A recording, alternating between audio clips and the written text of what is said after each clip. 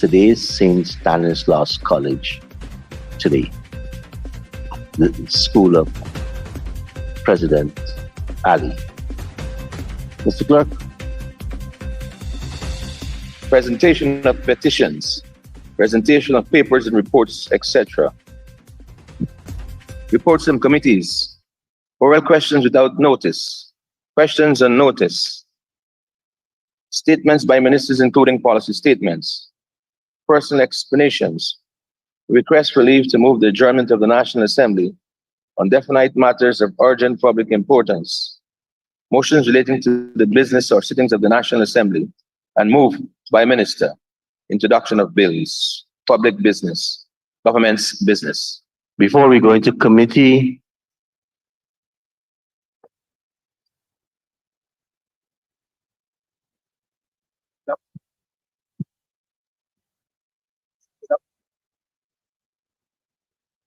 Introduction of bills.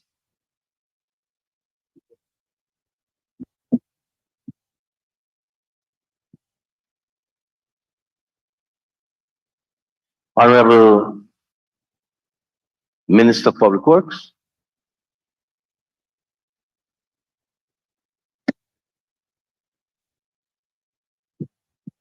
Mr. Speaker, I present to the Assembly the Civil Aviation Amendment Bill 2024, Bill number 3 of 2024, a bill intituled an act to amend the Civil Aviation Act of 2018, and I move that the bill be read the first time. Thank you, Minister. Let the bill be read a first time. Civil Aviation Amendment Bill 2024, Bill number 3 of 2024, public business, government's business. Before we go into committee, just an observation which I should have raised yesterday. Too many persons are talking on their phones while the session is going on. That's a bit disrespectful, and the volume of the telephones, please let it be on silent. There's WhatsApp. Many of you text me rather than call in, so I can't see why you can't do the same for those persons who are trying to reach you. The House will now resolve itself. And before, I see the Honorable Member, Ms. Philadelphia, giving you a lot of time, and if by the time I'm ready for the suspension at lunch, I'll be calling on you to make good on the comment you made with respect to the Honorable Minister of Education. House is now in committee.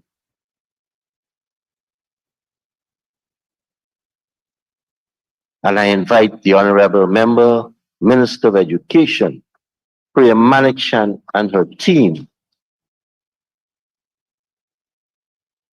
to join us as we go through Agency 40, Ministry of Education.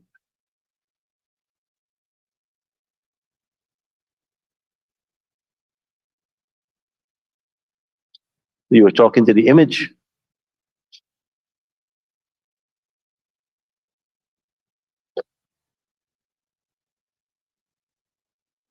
Thank you, honorable members. Let me invite you to turn to pages 198 and 199.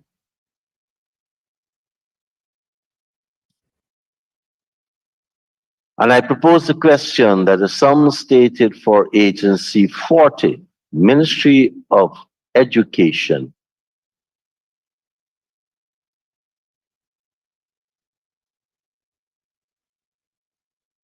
Program 401, Policy Development and Administration, current expenditure, stands part of the estimates. The Honorable Member, Ms. McDonald.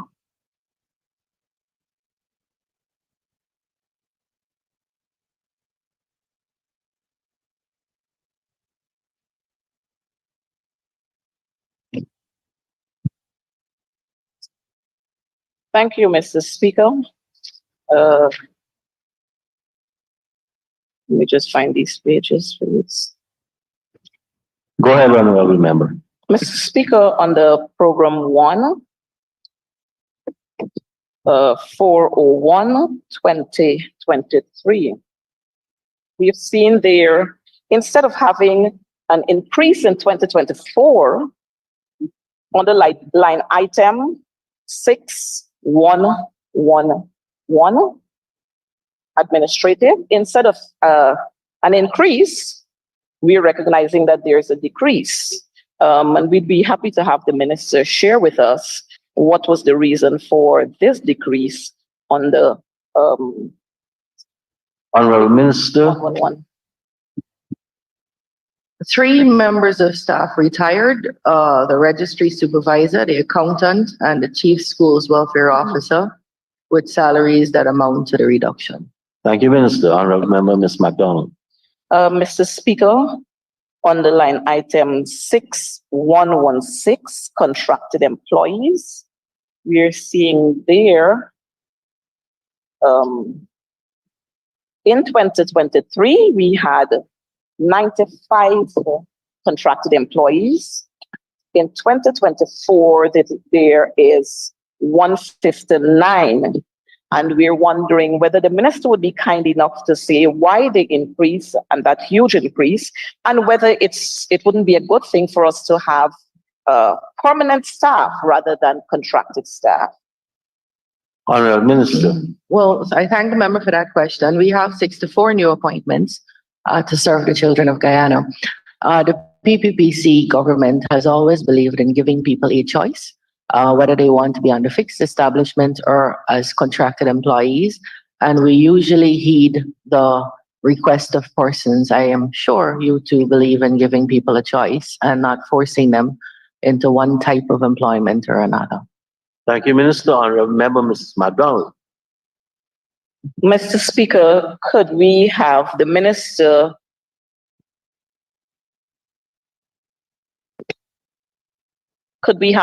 share with us the ranges of those employees that are now contracted? Honorable Minister. Thank you, sir. We have 3 accounts clerk, 16 clerk generals, 18 field monitors, 3 typist clerks, 2 cleaners, 2 office assistants, 2 personal officer, 1 coordinator of the migrant unit, 1 data processing officer, 1 deputy chief education officer, 1 driver, 1 engineer, 1 chauffeur, 1 chief quality assurance officer, 1 handyman, 1 liaison officer, 1 admin officer. Thank you, Minister. Honorable Member. Mr. Chair, thank the minister for that. On the line heading 6284 other, we have seen that in 2023, there was a 166936, and in 2024, there's a 28000, and we're talking millions here. Could the minister say clearly to us what the other comprises? Honorable Minister. Yes, the country Guyana has a relationship with the World Bank that has produced great benefit to us, particularly our children over the years. One of the recommendations to us, which we find value in, is that the Ministry of Education creates an examinations unit. That examinations unit is the place where all matters related to exams will be dealt with.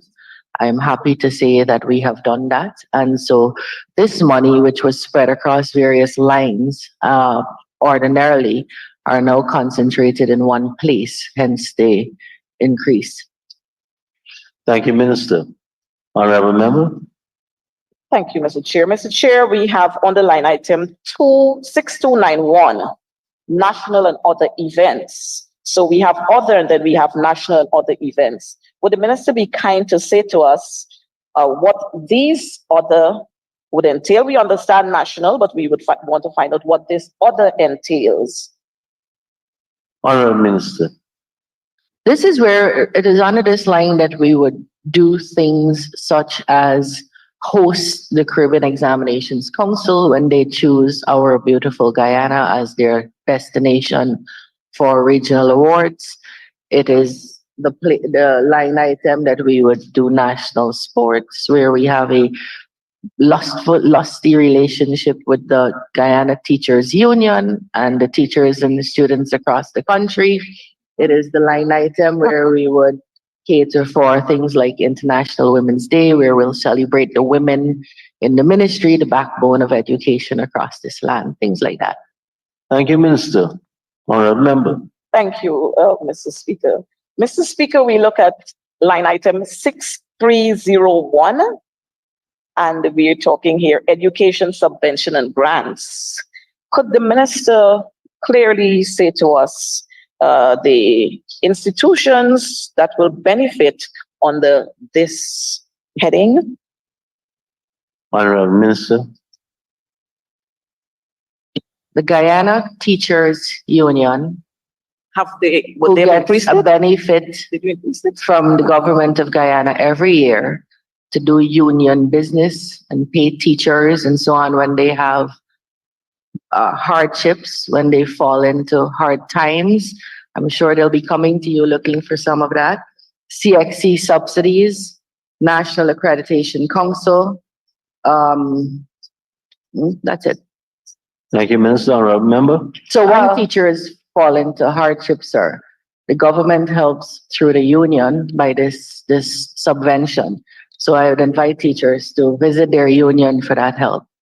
Thank you, Minister. Honorable Mr. Member. Chairman, let me quickly correct the minister's inaccuracy that the monies that you said. Okay, Honorable Member, let me just correct you.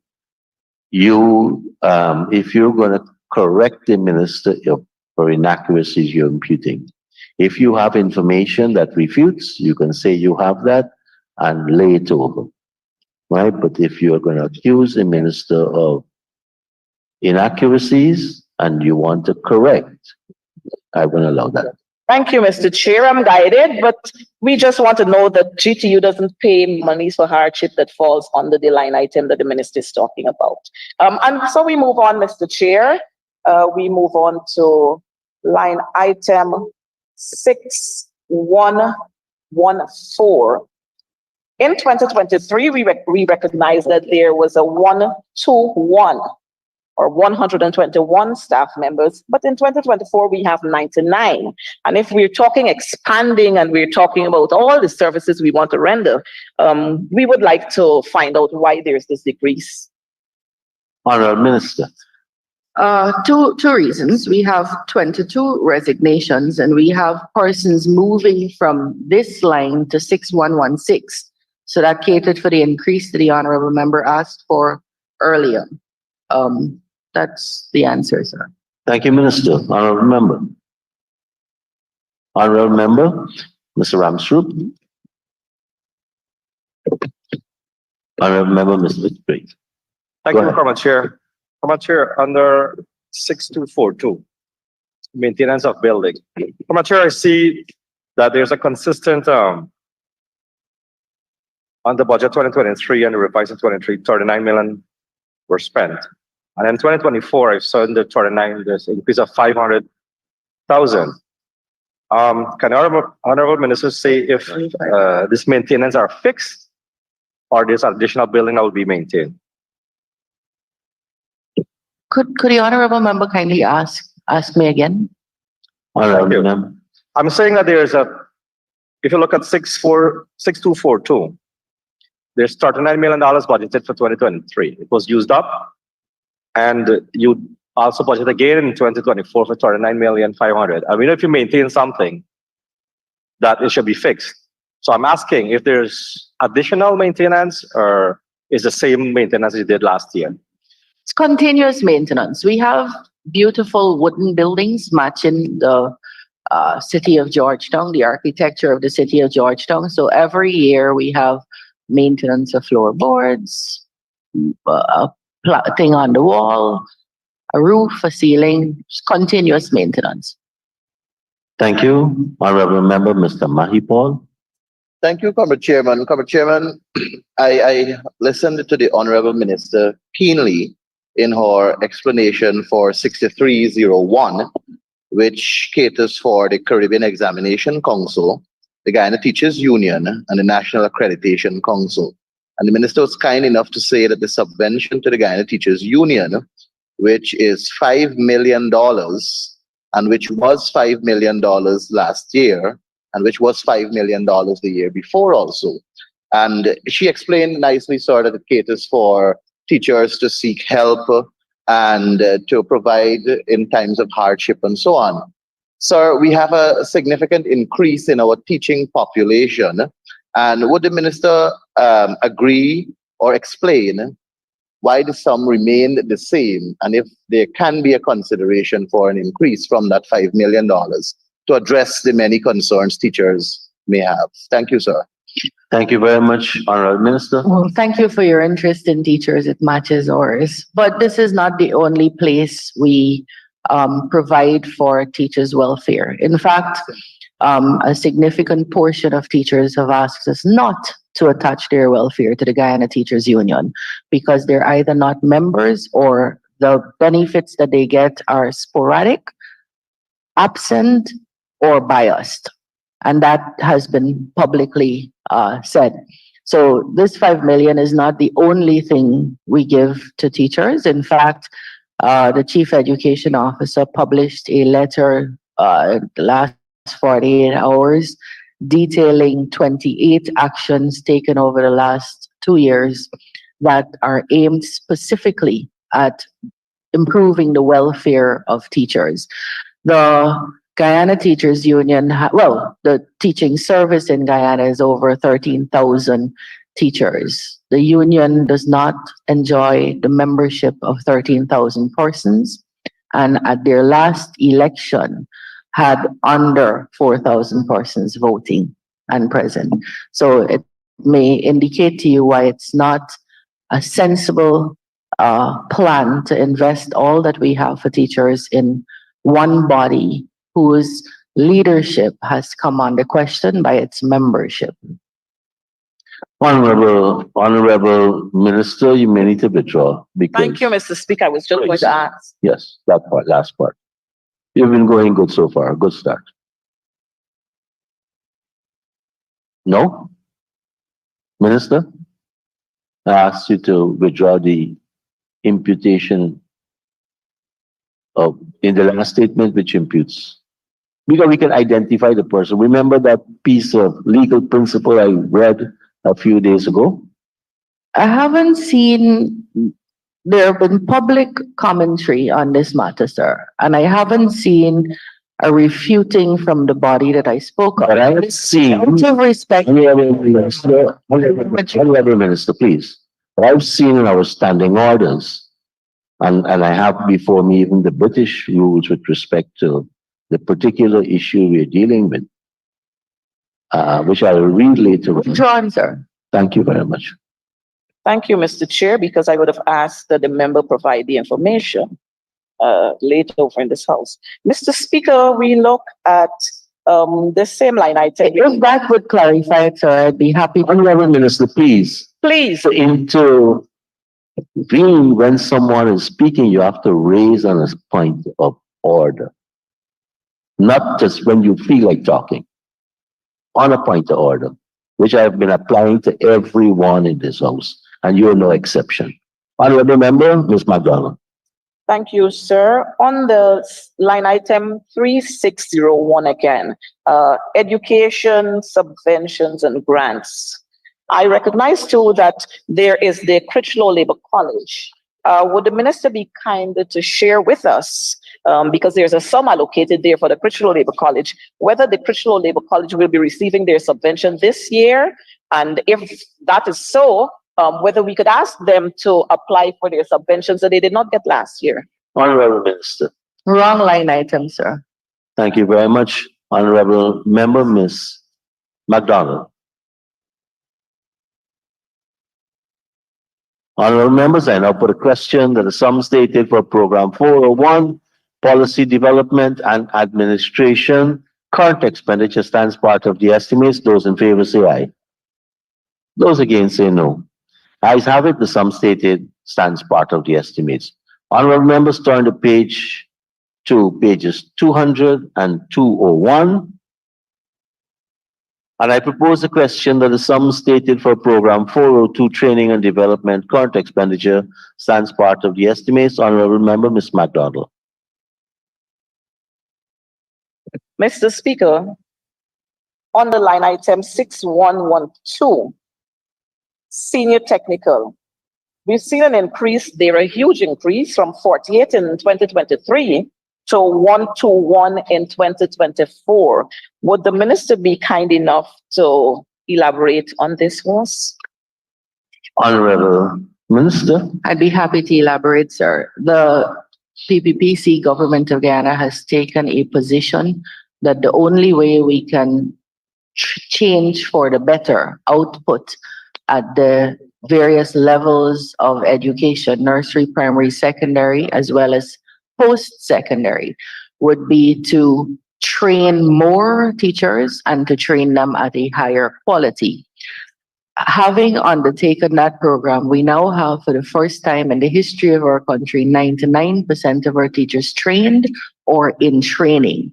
We have raised the number of teachers who are able to train from 500 to now an indefinite amount, but what we usually see is 2,000 to 2,500 in training. This line caters for 73, the increase of 73 staff, 65 lecturer 2, 8 senior lecturers at the Cyril Potter College of Education. That's where they would be paid. And we're very, very happy with this program. And honorable members, there's also a standing order with respect to where information is available. So I think that is detailed in the T account 683 page also. Honorable member, Mr. Child. Thank you, Mr. Speaker. Line item 6302 training. To the Honorable Minister. Minister, how are you utilizing this year's budgetary allocation to guarantee that children in the hinterland receive the benefit of trained teachers? Honorable Minister. I know. Yes, it's a very good question. I'm happy that the MP is representing the people that he has been sworn in here to represent. Hitherto this year, Mr. Speaker, we had 31 hinterland teachers being trained in regions 1, from regions 1, 7, 8, and 9. We now have 1,011 teachers from regions 1, 7, 8, and 9 being trained. That means that we will have more teachers in those regions and teachers of a higher quality in those regions, improving the individual teachers' lives, the lives of each child in their classroom and their community and region as a whole. So I hope that answered the MP's question. Thank you very much, Honorable Minister. Thank you, Minister. Honorable member, Ms. McDonald. Mr. Chair, we've seen again in 2023, clerical staff, 6114, that's the heading, clerical and office support staff, 21 to 555. Could we ask the minister to lay over that for us, please? Honorable Minister. I think I heard the question to be who this caters for. Let me ask the member to repeat. Mr. Chair, could we ask the minister to lay over who would fall, the persons who would fall under this category, and to kindly lay over the salary ratings for us? Yes, but I'd be happy to also give a range and then I'll lay it over afterwards. Thank you, Minister. Typist clerks, data processing officers, office assistants, clerk generals, receptionists, and so on. But we'd be happy to lay it over afterwards. Thank you, Minister. Honorable member. Just to follow up to that, Mr. Speaker, could the minister say to us whether these data clerks, whether they are going to be posted to schools, how many schools, regions? Thank you. Minister. So under this program, this is for CPC. This is a particular program, sir, the developmental program. But I'd be happy to tell the honorable member that it is our intention to have data processing clerks at all schools. We are now implementing and rolling out the Education Management Information System, MS, which would be a game changer in our country's education system. And to do that, we will need data processing clerks across the country in every single school. So we will be doing that shortly. Thank you very much, Honorable Minister. Honorable Member. Mr. Chair, on the line item 6281, security services. We've seen quite a jump there. Could the minister indicate to us the security services, the security providers who will be providing the security services and where? Yes, all our contracts for security services are derived from public bids that we advertise in the newspapers and for all the world to see, and that's how they're awarded. The companies are, which ones? RK Security, Hussein Security, and Atlas Security.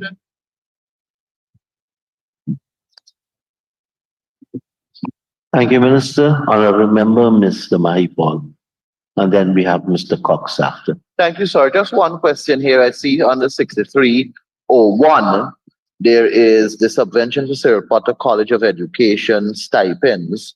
And I see a reduction to 1.905 million from what was last year, 2.379 million. Would the Honorable Minister please explain why the reduction? Thank you, Honorable Minister.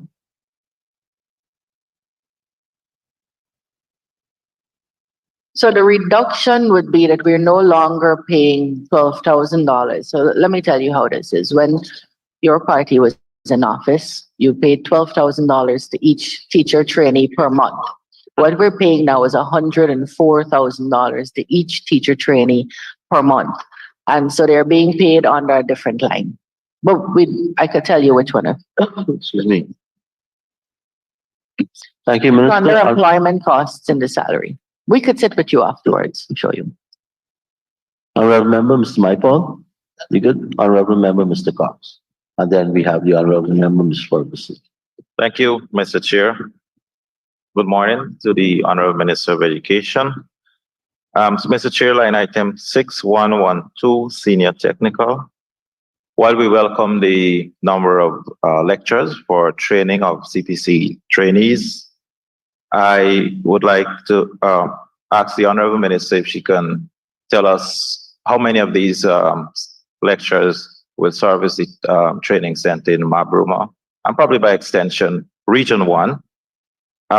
If she could also state the qualification that, remember you said earlier that you want the best, and of course you want to advance teacher training so that they can be experts in their field. So what's the qualification of these lecturers within Region 1, to be specific?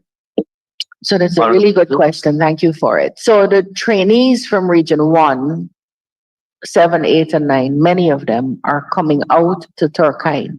So although we are wholly online, we are not solely online because we cannot reach people in some of the regions.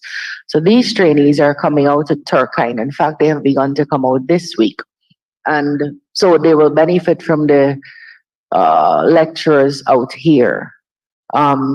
Those who remain online or who can access the internet and stay online benefit from the same lecturers because we're now online.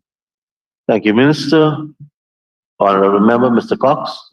Thank you, Mr. Chair. Thank you, Honorable Minister. Just a follow-up question. I'm aware that some of those teachers are coming out to Georgetown this week. As a matter of fact, 11 of them are from the school which I teach at Northwest Secondary School. But a large number, especially those from the riverine communities, are not so fortunate to be coming to Georgetown to access directly. So they'll still be in the region. So again, the lectures, how many will serve the Mabruma Center so that we can have equal access for those riverine teachers? So 90 trainees are coming out from Region 1. They're on their way out. I don't have at this point exactly how many will be at the Mabruma Center, unless Marty has it, but I'd be happy to lay that over with you. today. We are also doing a hybrid thing where lecturers are going into regions so that regions, both the lecturers, the local lecturers and the students could benefit from the expertise of people who have been lecturing this category of persons for a long time. So I could lay over for you today who might be going into Region 1 today. We'd be able to do it today.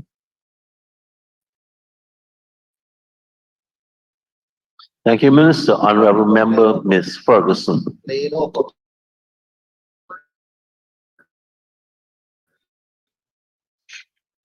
staff of the Ministry of Education.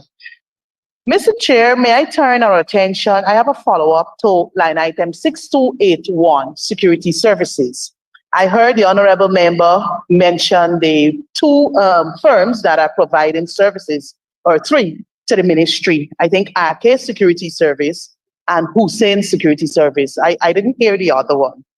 But what I would like the honorable minister to provide this committee of supply with is the period or the date in which Hussein's security service was established, because I know RK has been around a very long time. So if she can provide us with that information, I'll be more than grateful. Thank you. Honorable Minister, we will be more than grateful. So two things. One, it's Hussein's, RK, and Atlas. And Atlas. I don't know. You seem to know them better than me. But we don't know when Hussein's was established. I'm looking at our procurement head to see if he knows that. He doesn't know when they were established. You know that? But Minister, remember that to you. But I'm also saying, honorable member, that these awards were made pursuant to public tender. We went out and we said, hear ye, all the world, who wants to work with us as security? Please tell us whether you can do this for what price. And then the National Procurement and Tender Administration Board said, these are the most responsive people at the best prices, which is how it's done. Thank you, Minister. Honorable Member, Ms. Ferguson. Thank you very much, Mr. Chair, and I thank the honorable member for her response, and I look forward to the promised information. But can the honorable member say whether the sums being sought would be sufficient and we wouldn't see you coming back with a supplementary later in the year for additional sums because of change in rates per hour? Or change the form? Thank you. So, Your Honor, when we come here, we believe that it's sufficient. But I would say that security of the ministry's buildings, security of schools should be given all that they need. And if we have to come back, I'm sure you'll support it. Thank you very much, Minister. Honorable Member, Ms. Ferguson.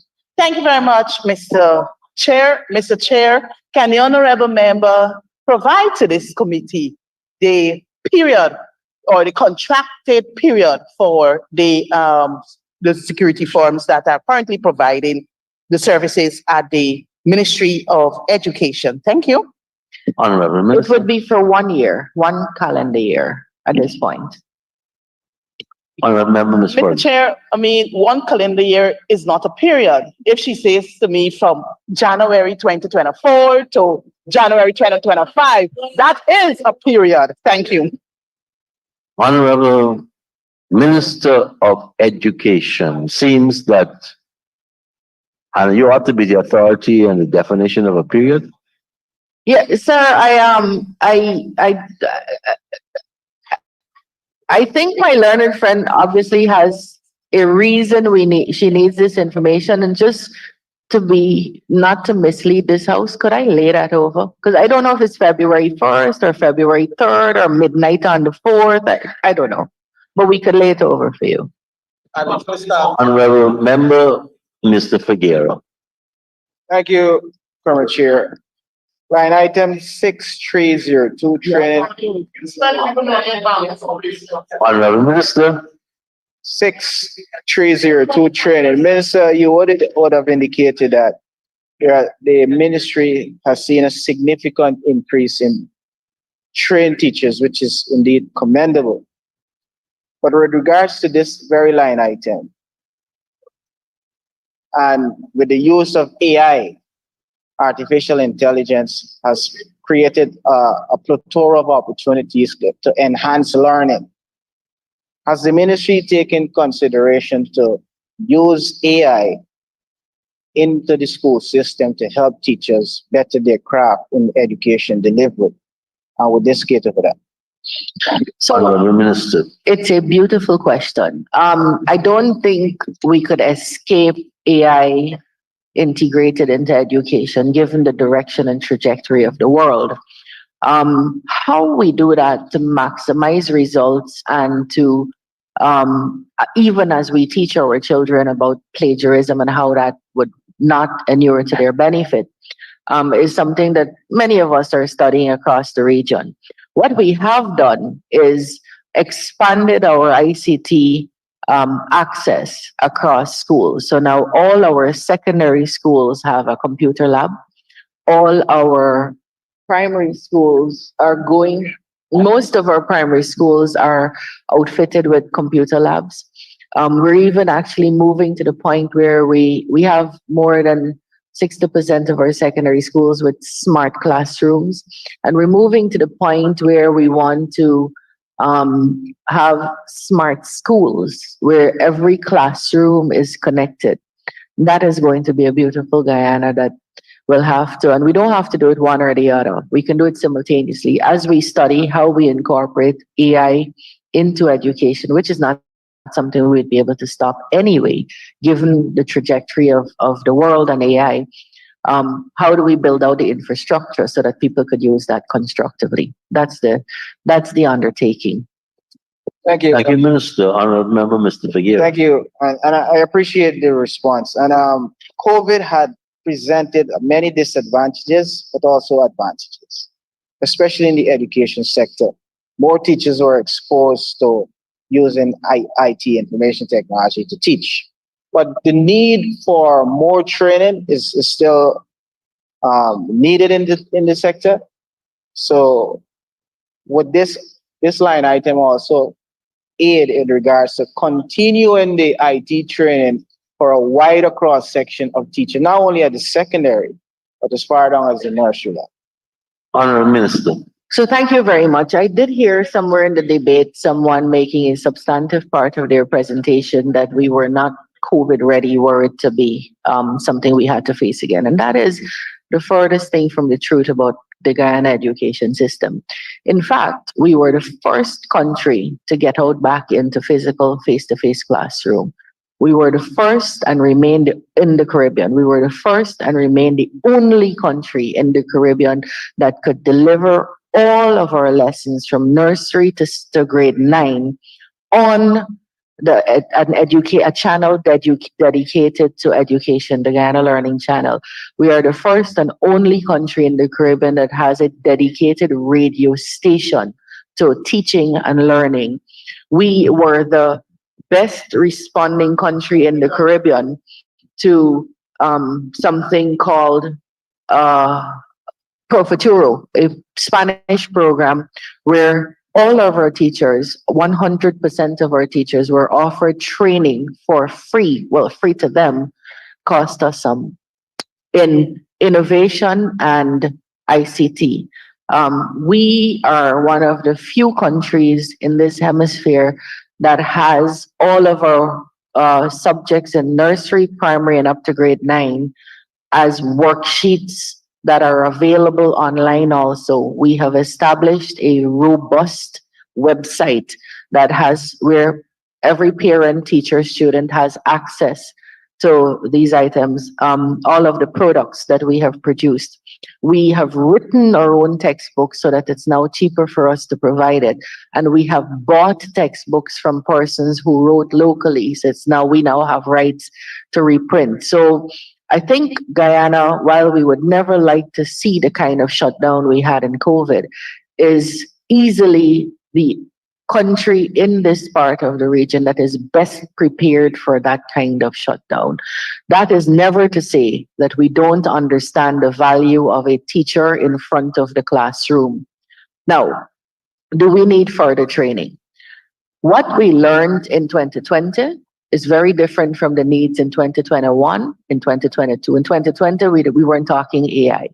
We're talking AI now in 2024 with a rapidity that is mind-boggling. So there's always need for continuous training, always need for upgrading our teachers and students and parents about what are the facilities available out there to make them competitive in the world and to make them able to access everything that is available to them on the World Wide Web.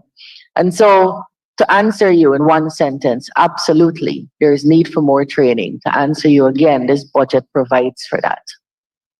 Thank you, Minister. Honorable Member, Mr. Figueroa. My final question, Comrade Chair. Thank you very much for your very lengthy but informative response. And in that very response, you made mention of Spanish, which has now become a part of the national calendar, national curriculum. But with regards to training, would the ministry take into consideration the geography layout of the country with regards to our neighbors and the proximity of certain regions to those neighboring countries? Like, for example, Region 10, Region 8, and Region 9 is closest to the south, Brazil. So even though we accept the idea of the advantages being bilingual office, we would want the Ministry of Education to also take into consideration our geography, and with the opening of the corridor, the people of Region 10, the people of Region 9, and also the people of Region 8 would be in a more advantageous position if they can speak Portuguese. Likewise, the people in Region 6 and closer to Suriname, they can benefit from understanding the language of Dutch. And Region 2 and Region 1, Spanish, which is already on the curriculum. But with this training, give serious consideration to the geography layout of the country, particularly in educating the kids, the students, in another language closest to their bordering country. Thank you. Honorable Minister. So it's again a useful contribution. Guyana started teaching, we wrote our own Portuguese book and curriculum somewhere around 2013 when I was in my previous iteration as minister. And then we went to CXE. So we started it first in this part of the region. We went to CXE and we asked them to make this a CXE subject, a CSEC subject, which they did. So we are now writing Portuguese as a subject and learning it across the secondary schools. So it was something we noted for a long time. So students have a choice of Portuguese, Spanish, French, in the academic setting in each classroom. But we've also said very publicly, and we're going to launch that soon, that in addition to having strong academic performers, which we already have, we want to see our children coming out more rounded at the secondary level. So we're going to put systems in place. We're doing that. The build out is happening right now to make sure each child is exposed at least to one sport, one foreign language, one TVET subject, one musical instrument, and a strong sense of volunteerism. At least one. They could do 10, they could do how many ever they want. And that's what we're trying to build out across secondary schools. We have not limited that to Spanish. The exposure could be Japanese, it could be Mandarin, it could be Hindi. Wherever we have lessons, teachers who can give the instruction. It is true that we are training teachers across the country through EduFM, the sole radio station I was talking about, in Spanish. And we hope that 100% of our teachers would avail themselves of that training. But we are not limited to Spanish. I think the effort is to build out a population that has appreciation for for being fluent in more than one languages in this small village that we call the world. Thank you. Thank you, Minister. Honorable Member, Ms. MacDonald. Thank you, Mr. Chair. On the security services, we have recognized the risk that our teachers and our learners face every day. And we noticed that our security services, the security services, the allotment has been increased. Would the minister be kind enough to lay over for us security services for schools by regions and the amount of security personnel that we're going to have in the schools? Honorable Minister. Sir, this House spent all of yesterday asking the local government minister questions on regions. It continues to be an error. Honorable members of this House continue to make. The laws of Guyana provide for decentralization of the education system. The consequence of that is that the Ministry of Education does not provide for the maintenance and upkeep of regional schools, does not provide for security in regional schools. Indeed, I sat in this House and heard many questions surrounding security of regional schools yesterday. Perhaps they can help the honorable member with understanding that better. Thank you very much, Honorable Member. Ms. Virasamy. Morning, Chairman. I would like to, a few days ago in this House, sir, the issue of untrained teachers being graduated. I would like the minister to provide some clarity on this, because this information that is out there is misleading the public. Because we are sending our children to school. Your Honorable Member, Yes. I need you to cite a line item and to frame the question in terms of. Yeah, I will do that, sir. 6302, line item 6302. Sir, I would like the minister to provide some information to this honorable House, whether teachers are actually being graduating without being qualified. Honorable Minister. So, Mr. Speaker, that is a live issue. The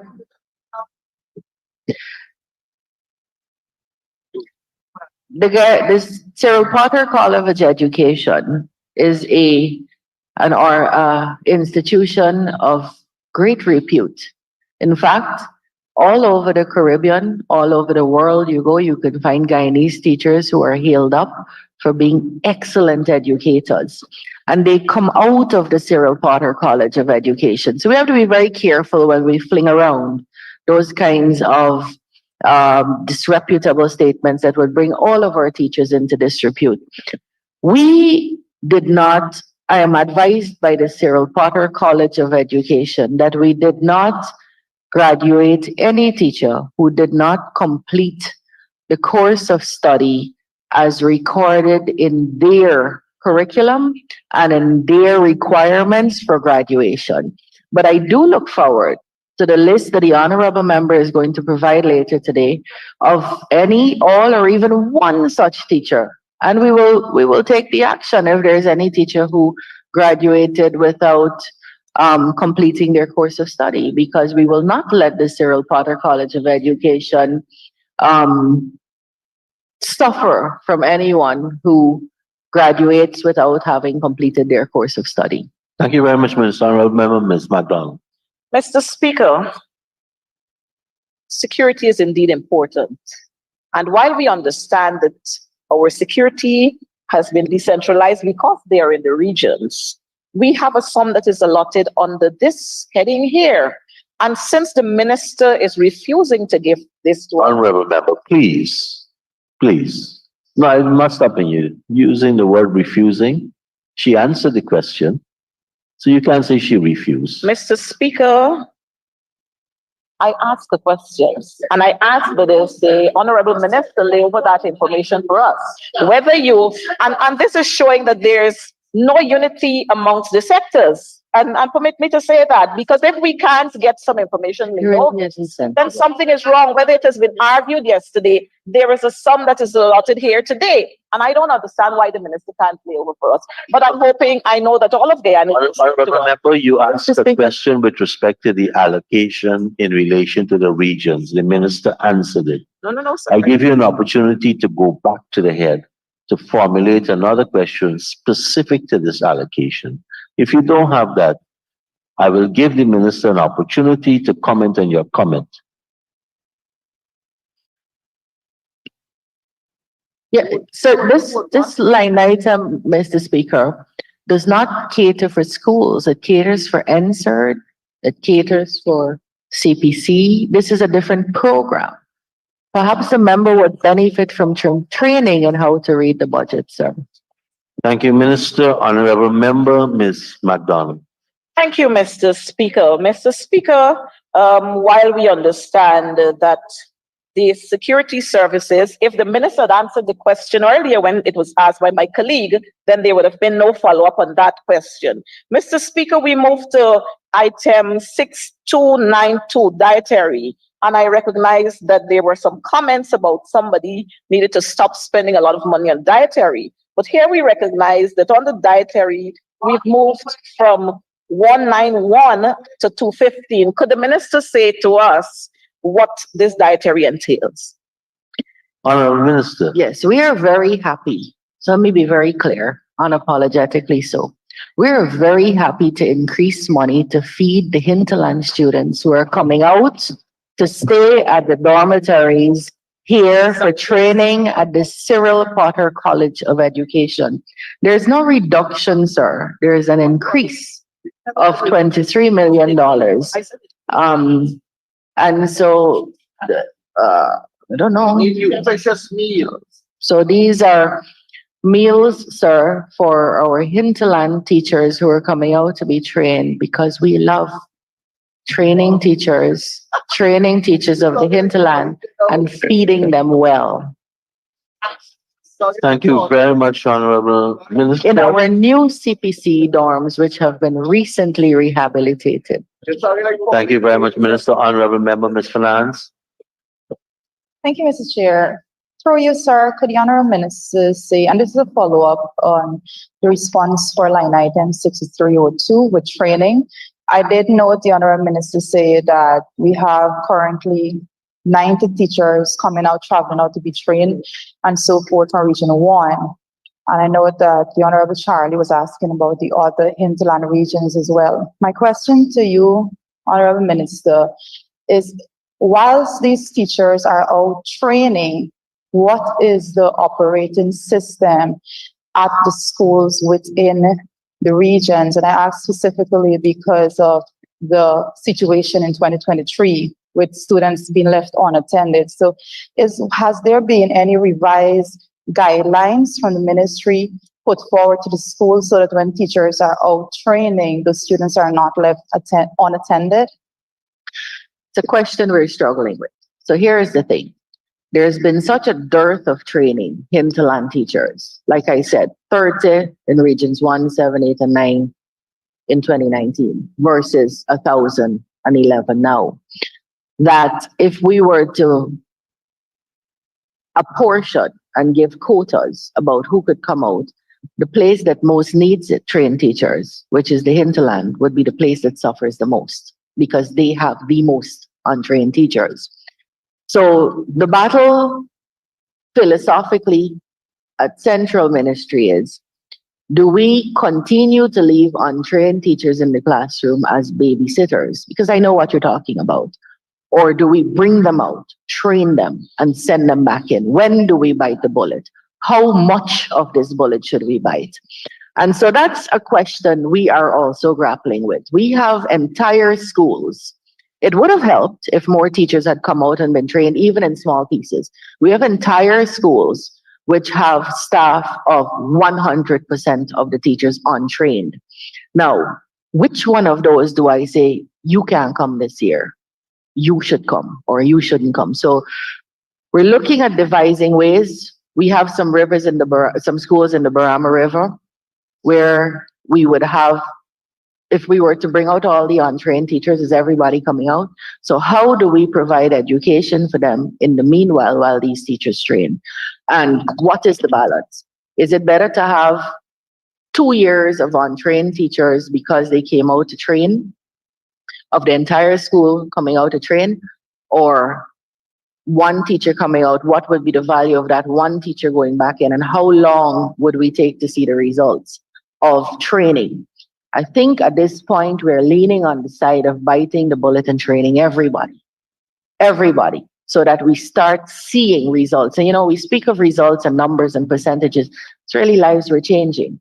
So if a child is in first form now and they have first form primary top, because those places don't have secondary schools, which is why we need to build secondary schools. You don't have a single trained teacher in your classroom. If we just do it slowly, they'll finish high school and very likely not have a single trained teacher in the classroom. If we bite the bullet now and train everybody in 2 years when they're in third form, they have all the teachers in that classroom trained. So those are some of the balances we have to struggle with. Thank you very much, Honorable Minister. Honorable Member, Ms. Finance. Thank you. Thank you for the response, Honorable Minister. And through you again, Mr. Chair.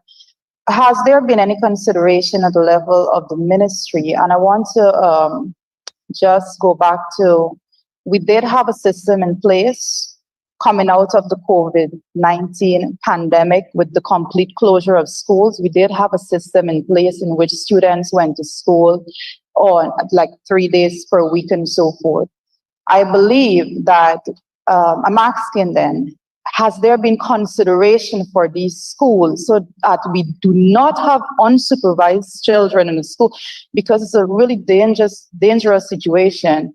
And if not that, was there consideration to hire temporary teachers or to make provisions even for volunteers to go into the school, just so that we don't have classrooms with unsupervised children in that dangerous setting? No, I think I probably didn't Go ahead, articulate. Minister. Thank you, sir. I probably didn't articulate that well enough to make you comfortable. Anywhere we bring teachers out for the whole school, we are putting staff in. They're not trained teachers. So we're not leaving children unsupervised. But I thought you were making the distinction between bringing out teachers to train while we leave untrained teachers in the classroom. So there are two scenarios here. We're bringing out teachers to train. I told you we're leaning on that side. And I thought you meant we're leaving untrained teachers in the classroom. That would be true. But it's untrained people in the classroom. We are not leaving the classrooms unsupervised. In some cases, the people who are in the classrooms do not have the eligibility criteria right now to enter the college. In that case, we are upgrading and upskilling so that by the time the new teachers go in, they will be ready to come out. The newly trained teachers go in. So to be clear, Honorable Member, it is not our intention to leave a single child unsupervised in any classroom because of this strain, and that will be counterproductive to the plan. Thank you. Mr. Thank Chair. you, Minister. Honorable Member, Ms. Finance. Thank you. Thank you, Mr. Chair. Thank you for that response. I know that particularly Bardic Secondary School would be very happy to hear that, given that last year they had almost 20 teachers absent because of that. And Honorable Minister, on the same line item, could you say what is the policy right now as it pertains to when these newly trained teachers are trained, whether or not they have to reapply to be teachers, and in the interim, how are they being paid? Honorable Minister. No, sir. No, Honorable Member. So we need to be a little bit clearer at the ministry, and you're going to see us doing that over the next couple of days. Teachers are in the system as TQM, TUM, and they're getting a salary. So there's no cessation of the salary when they're trained.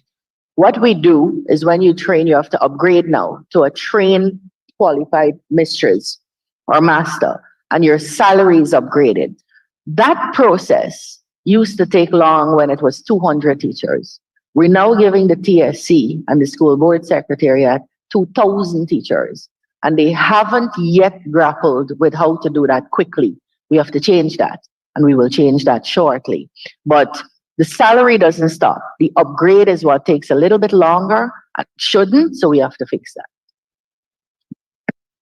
Honorable Minister, honorable members, I have Ms. Vera Sami polling. Honorable member, Mr. Maipol, you have a problem with me giving someone the floor? The standing orders say question period. It doesn't say question period for one side of the house. It's for all members of the house. So if you have an objection, you can bring a motion, we can debate it. That the government has no authority to ask questions during this period. Go ahead, honorable member, Ms. Vera Sami. Yeah, sir. Education is very, very important to me. I must clarify that because when I passed common entrance, my time, sir, when I passed common entrance, there was no school available for me, although I had a qualifying mark. And then when my mother, who didn't know to read and write, started running behind the educational system way back in the 70s, sir, what happened is that they put me in a school way on the East Coast, and my family could not have afforded to have sent me to the school so far away. So, sir, when we come here and asking questions, all we're doing is seeking clarity. And I am fully aware that our government is doing a lot to improve the lives, the working conditions. I need you to point me to our line item and the question now. 6301. Sorry, 6301. I would like the Honorable Minister to tell this House provisions that are made under this line item for schools to be given cash grant and how that is being dispersed. Honorable Minister. Yes, sir. It's not under this line item, but I'd be happy to answer it. No, but we have to be consistent. If it's not here, It's not here, sir. direct the honorable members to learn the budget process and wait to ask the questions. Honorable member, Ms. Vera Sami, you have another question, you said. Honorable member, Ms. Vera Sami. Honorable member, Ms. McDonald, Ms. Maureen Philadelphia. Thank you, Chair. Good morning once again. 6302, training. Where's the list?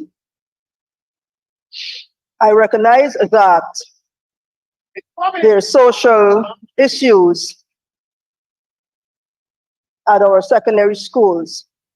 And I'm also aware that the welfare department may not be that staff in order to take care of all of these. And so I'm asking if any consideration is given to this so as to have more guidance and counsel so that every secondary school will have these attached to the institution. Honorable Minister, is it catered for under this item? Wrong line item again, sir. But No. it is our policy that we will have guidance and counseling officers in every single secondary schools. And right now we have 86 of our 116 secondary schools for the first time in the country.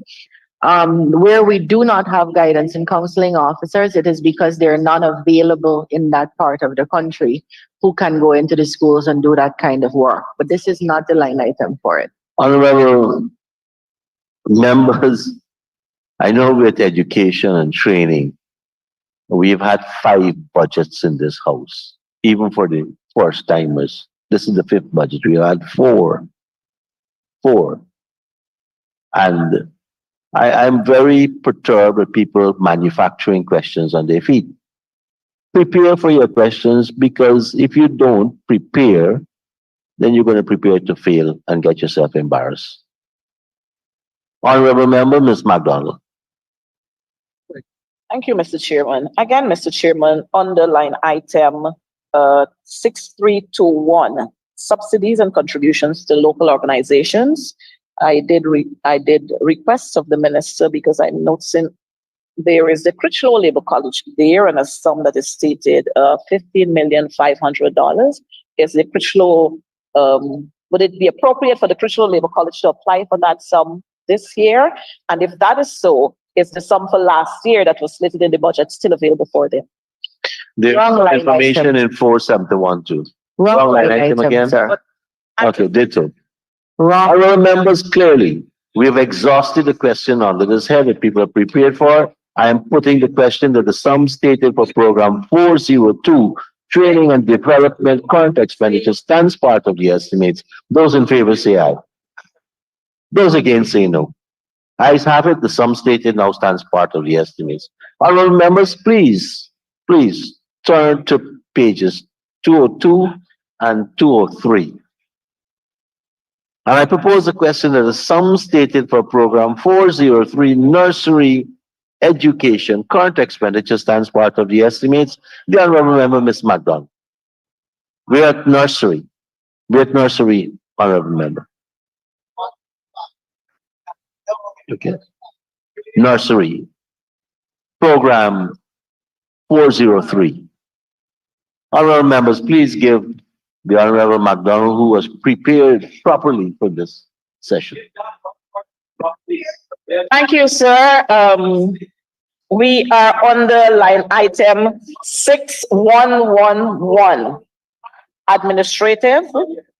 And we recognize that in 2023, we had 88 persons there, and in 2024, we have decrease 85.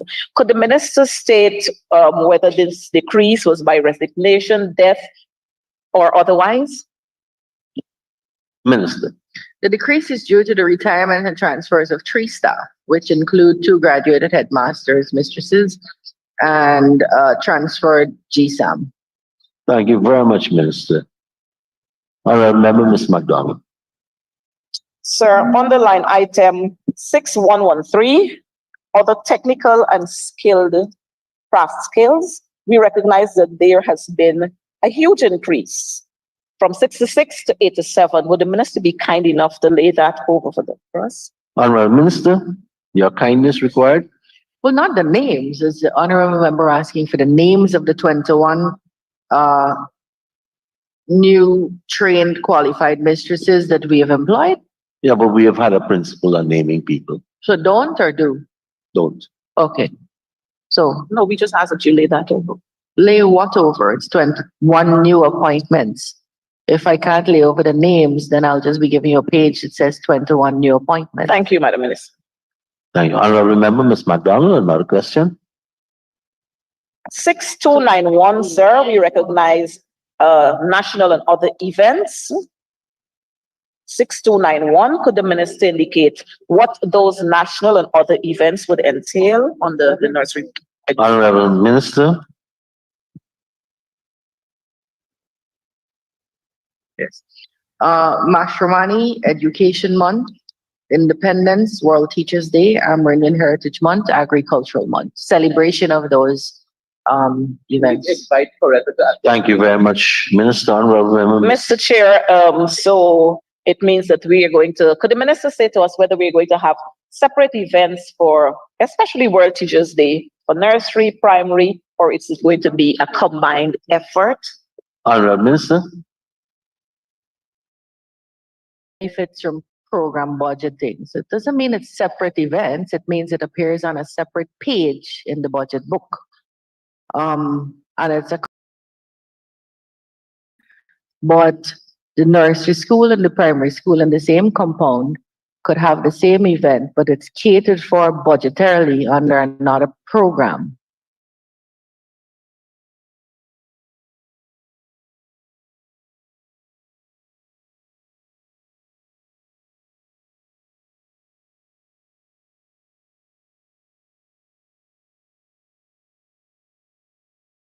Item 6115, semi-skilled and unskilled operatives. And we've moved from 7 to 38.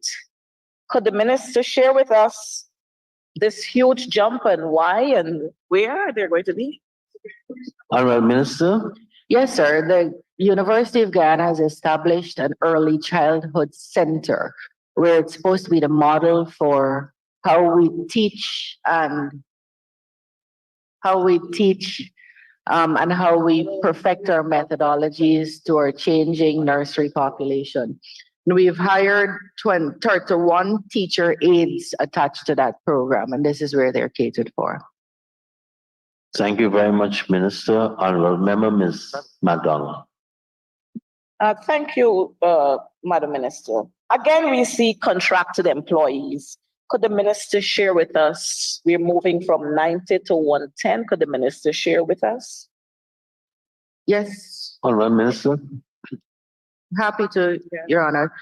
20 newly appointed sweeper cleaners will be catered for under this line, who have chosen contractual employment so that they could get their gratuity and pension upfront. I am happy that the minister is saying to us that sweeper cleaners are some of the persons who are going to be employed there. And I'm hoping that we'll have sweeper cleaners in every school and we wouldn't have teachers teaching sweeping schools. Mr. Chair, we recognize on the line item 6113. 6113. No, we did that one already. Sorry. On the line item, dietary again, Mr. Chair, but I'll forego that question. I'll forego that one, Mr. Chair. Honorable Minister. Victoria. I'll send it to you.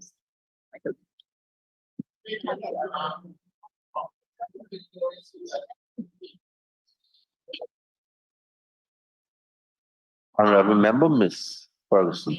Thank you very much, Mr. Chair. Mr. Chair, if I can turn the committee attention to line item 6243, janitorial and cleaning supplies. For 2022, Honorable Member, we had a budgeted sum of 14.5 million. And then there's a revised sum of some 34.15 million. So can you explain the reason for the increase, the revised amount in 2023? And then in 2024, you have a minute figure here of 1.182 million. Do you think that this 1.182 million is sufficient for 2024? Absolutely not. Honorable Not Minister. sufficient.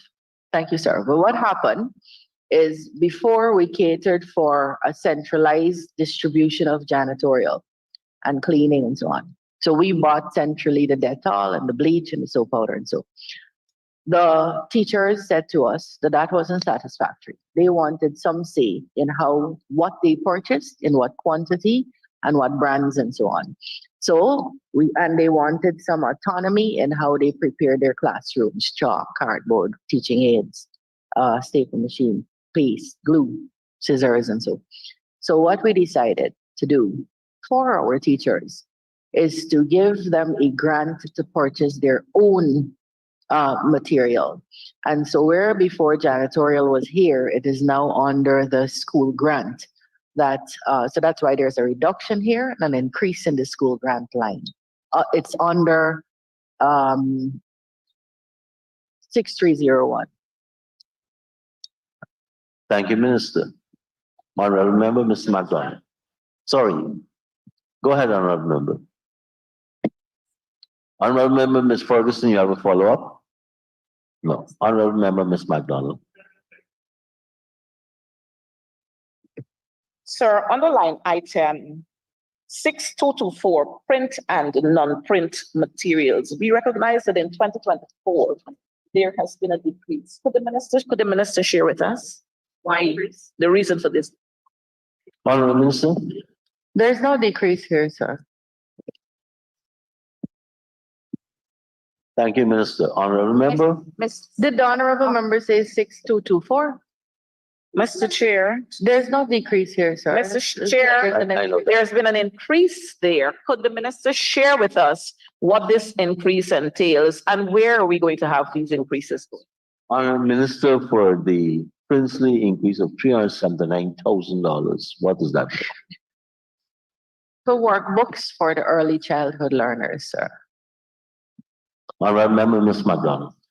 Thank you, Mr. Chair. Workbook for early learners. Could the minister state for us whether these learners, whether the schools have been they've been equally distributed across the schools, or we're going to have some in this region, some in that region, and then another region will have just a few? Honourable Minister. So the effort, Mr. Speaker, is to have a distribution system that is managed efficiently to make sure there's equity and equality. We're dealing with human beings, and so sometimes there are errors in that regard. But what happened with the early childhood learners is we discovered the private schools were using programs like Abeka and Jolly Phonics and getting remarkable success in these areas of literacy and numeracy. The country at that time, circa 2013, couldn't afford Abeka and Jolly Phonics. A Jolly Phonics in that time was about $56,000. And I know that because I priced it at Austin's. So what we did, sir, was what we do in the PPPC. We innovated. We sat down and we wrote our own reader and workbook called the Roraima Readers. So we have a reader, we have a workbook, and we've seen remarkable successes from those. And it is those books that we will be buying, complemented by other books recommended by experts to distribute across the regions. We don't give one region over and above another.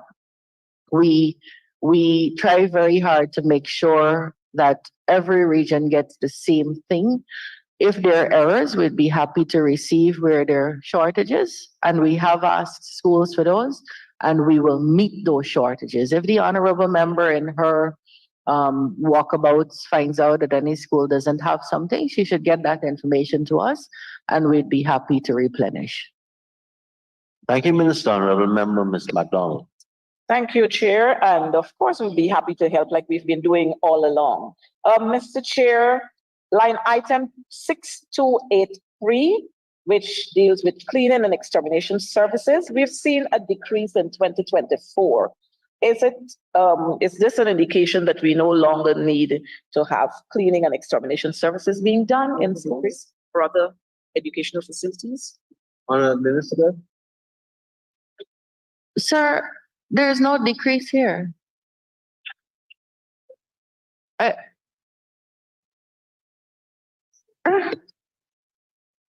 Line item 6283.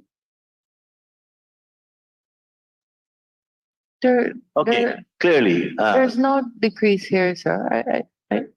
So we had two line items cited, 6283 and 6284.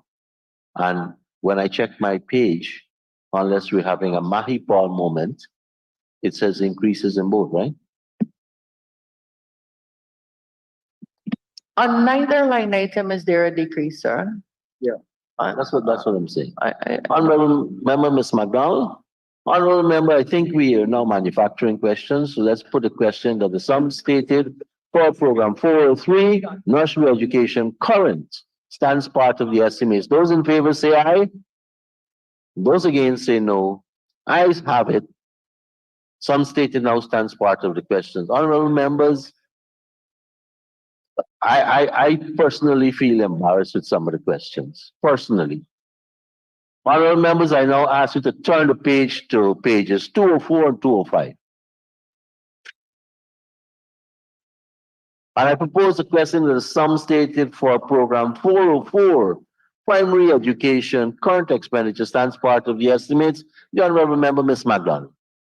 Sir, I'm sorry for misleading the House, but I turned the No, I don't think you're misleading. Bring a little bit. No, I'm sorry, because I'm looking at 96. Challenge with our glasses. Happens to us. Sir, sorry that I'm misleading the House. I was looking at the 6283 on the primary where we have 96 and 93. That was. So we're now at primary So education. we're now at primary. That's why I'm saying I'm sorry that I'm. Honourable Minister, thank you for the apology. So, Mr. Chair, I asked the same question. Why do we have a decrease on the line item 6283, primary education?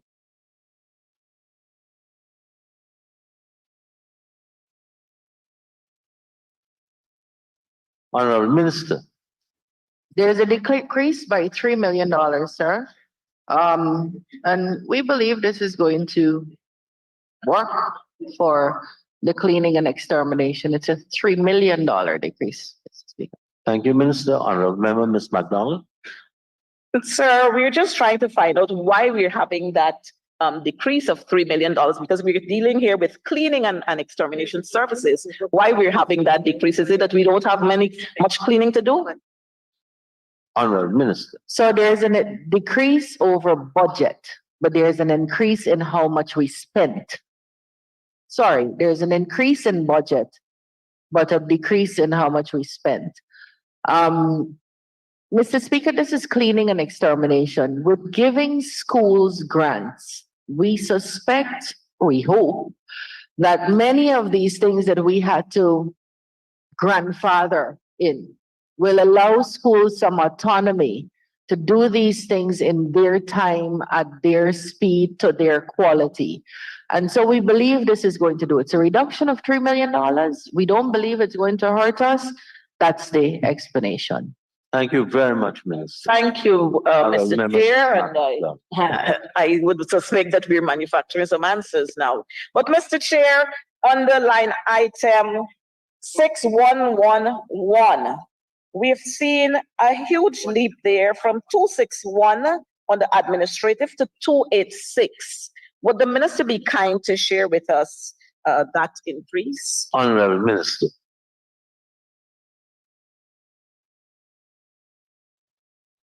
Yeah. We've had 25 senior promotions and upgrades. 25 promotions and upgrades, sorry, which include 4 SAMs, 4 deputy heads, 1 graduate SAM, 1 head, 13 GSAMs. Thank you, Minister. Honorable Member, Ms. McDonald. Thank you, Mr. Chair. Mr. Chair, we've also recognized that on the line item 6113, there has been a decrease. 6113, not 6113, 6112, senior technical, from 298 to 240. Could the minister be kind enough to state the positions that we no longer have there and why we're having the decreases? Thank you. Honorable Minister. Happily, sir. There are 58 transfers, and that would account for the decrease. I could. Thank you very much, Minister. Honorable Member, Ms. McDonald. Sir, could the minister state for us the transfers that we're having? What are the categories that we would have had those transfers? I think I should have been clearer. Transfers to promotions. So these are 58 gynaes who are doing better professionally and in their pockets. There are 6 trained graduate masters and mistresses, 33 assistant master mistresses, 2 trained graduate master mistresses, 4 assistant master mistresses, 13 assistant master mistresses. Thank you very much, Minister. Under 611. Honorable Member, Ms. Ferguson. Thank you very much, Mr. Chair. Mr. Chair, may I turn the committee attention to line item 6222, field materials and supplies. We had an appropriation of 123 million for 2023. And I note that the ministry came back for a supplementary provision of 345 plus million. But if we're to look in the revised column of 2023, we're seeing here 468 million and change. Perhaps the honorable member can explain to the committee where the difference came from, the variation between the sum that was actually approved by way of supplementary and the revised column for that period, 2023. Thank you. Honorable Minister. So you answered it yourself. You said it was a supplemental, but let me take you through this again. Teachers historically have been saying to us, we're not getting enough material to clean, to print, to decorate our classrooms, to teach. We would like more from you, whether you be the regional administration or central government. Last year, we came for a supplemental that went on the specific lines, nursery, primary, secondary, janitorial, print and non-print, and those kinds of things. Right, see you have it. And we gave it to the schools, and so that teachers could have the materials they sought, as well as be relieved in their pockets from spending on our children. What teachers have said to us is that it didn't work out the way we intended last year, because some school administrations didn't give the teachers, some of them didn't allow them to buy what they wanted, and so on. So this year, we're doing it differently. We're giving the school a sum for the school, and we're giving each teacher what amount is for her as per the number of children in her classroom to determine by herself what it is she wants, of course, with parameters about what can be bought. So what you see as a reduction here, you will see an increase in 6301 because it's been done on the subvention and grants. Now, you'll remember one of the complaints last year is we gave a teacher this money. And I see someone clipped out a piece of what I said and misusing that to say that I said teachers had this in the pocket. What I said, and which I continue to say, is if teachers don't have to come out of pocket to buy chalk and cardboard and markers, then they have more disposable income from their salaries and other earnings in their pocket because they didn't have to spend on teaching material. So what we're doing this year is putting it on the subventions and grants so that teachers have more latitude in what they can buy, and they're not limited by the things that can be bought under these lines. Thank you, Minister. Honorable Member, Ms. McDonald. Ms. Ferguson. Thank you very much, Mr. Chair. Mr. Chair, I respect the honorable member comment, but I think she veered off a bit because my question doesn't surround the decrease for 2024. What I'm saying, honorable member, is that in 2023, we approved 123 million, right? Good. You came back by way of supplementary for 345 million plus. But what I note in the revised column for 2023, 468 million was actually spent as against what was approved as way of supplementary provision. Can you explain where the difference came between the 365 and the 468? That is what I want, honorable member. I'm not questioning the request for 2024. So 345 was the supplemental. 123 was the budget. When we add 345 to 123, we get the 468 in the revised budget there that we spent, right? Honorable Member, Ms. Philadelphia, you had a question earlier. I saw your mic came on and off.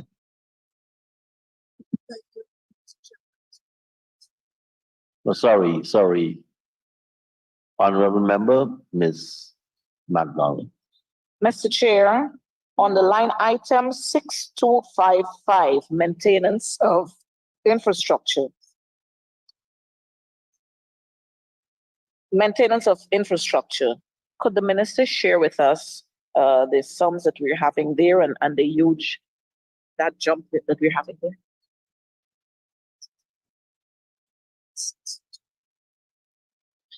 So this would be for weeding and cleaning at primary schools in the Georgetown district.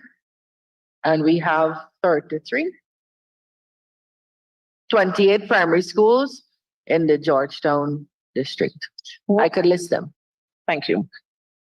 Enterprise Primary, Smith Memorial, Sophia, St. Stephen's, West Rumville, Thomas More, St. Angela's, Comenia, St. Sidwell's, Ketley, Graham's Hall, St. Pius, Stella Maris, Agricola, Bel Air, J. Burnham, Redeemer, South Rumville, Tuckville, St. Ambrose, St. Gabriel's, Winfrey Gardens, St. Margaret's, F.E. Pollard, Ramakrishna, North Georgetown, St. Anne's, David Rose, Special School, St. Agnes, St. Agnes.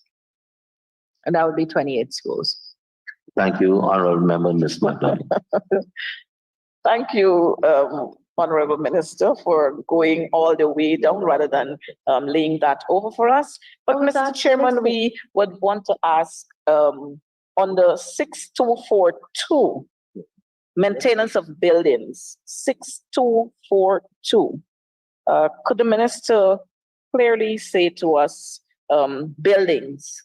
Which are the buildings we are referring to? It would be the maintenance of those buildings or those schools that I just called, sir. And I didn't list it to waste time. I was asked to list it by the honorable member. Honorable Member, Ms. McDonald. Thank you, Mr. Speaker. Mr. Speaker, I'm hoping that while we are looking at the maintenance of the buildings in Georgetown, that the minister would also collaborate with our colleagues to ensure that we don't have another St. John the Baptist that we had in Bartica just over a couple of days. I have no other questions, Mr. Speaker. Honorable Members, I now put a question that the sum stated for Program 404, Primary Education Current Expenditure, stands part of the estimates. Those in favor say aye. Those against say no. Ayes have it, the sum stated now stands part of the estimates. Honorable Members, just for my clarity, once you press the button, I notice you. I did forget Miss Philadelphia on the nursery part. So, you do capture my attention. I may miss one or two. Time management. Right now, we just have 2 minutes remaining on the original allocation for education of 1.5 hours. There were 55 minutes saved yesterday, the last evening, and the chief whip for the opposition has been consulting with me. He will allocate 30 minutes of that 55 more to education. So you'll have 32 minutes to complete the whole section. I will take a break at 12:10 when the Honorable Member Siraj will continue the session until we finish education. And that will be finished at around 12:28 p.m. Honorable Members, I now put a question. Sorry, let me invite you to turn to pages 206 and 207. And I propose the question that the sum stated for Program 405, Secondary Education, Current Expenditure stands part of the estimates. Honorable Member, Ms. McDonald. Thank you, Mr. Chair. Mr. Chair, we have seen on the staffing details that we're having some increases on the staffing. Could the minister lay over for us, please?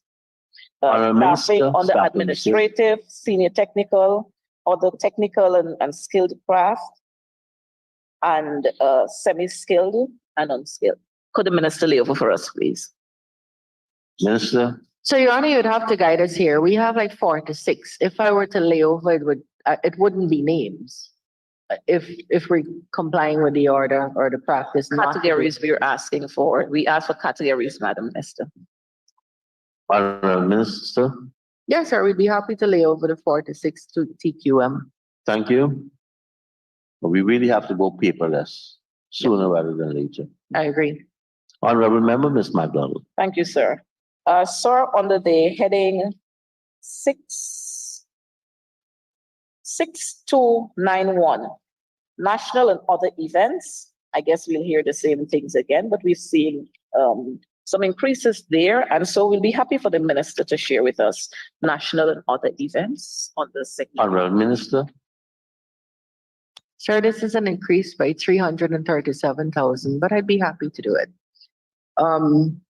Costume competition, STEAM fair, education month activities, the Geoff Haynes debating competition, World Teachers Day, along those lines. Thank you, Minister. Honorable Member, Ms. McDonald. Honorable Member, Mr. Mahipal. Sir, thank you very much. Sir, 6301. Sir, I have noticed, and it has been like this for quite a number of years, the inclusion of President's College and Queen's College in this sum for subvention. And I know that we have a number of secondary schools, several secondary schools across our country, and all are performing exceptionally well. Can the Honorable Minister explain why is it that President's College and Queen's College are the only two secondary schools considered here for subvention? Honorable Minister. Why?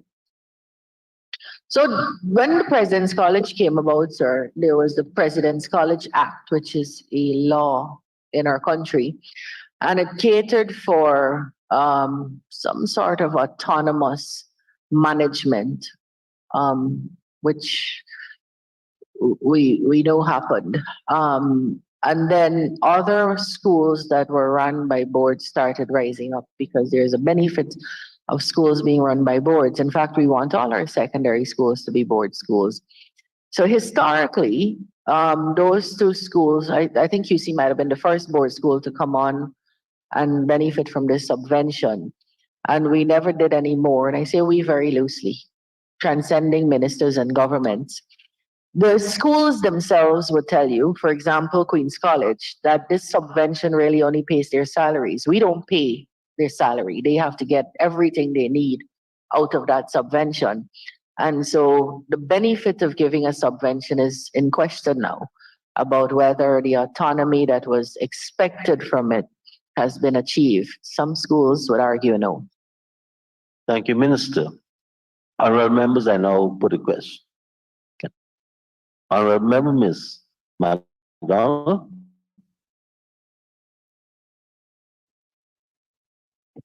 Thank you, Mr. Chair.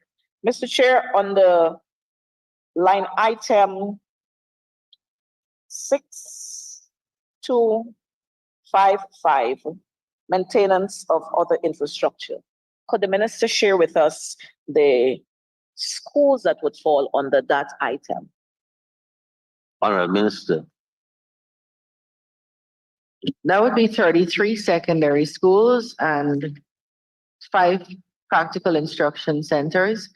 They are coming. You want me to lay it over, or you want me to? We'd be happy to have you later, but thank you so much. Be happy to lay it over. Thank you, Minister. Honorable member. Honorable members, I now put a question that the sum stated for program 405, secondary education, current expenditure stands part of the estimates. Those in favor say aye. Those against say no. Ayes have it. The sum stated now stands part of the estimates. Honorable members, please turn to pages 208 and 209. And I propose the question that the sum stated for program 406, secondary/tertiary education, current expenditure, stands part of the estimates. Honorable member, Ms. MacDonald.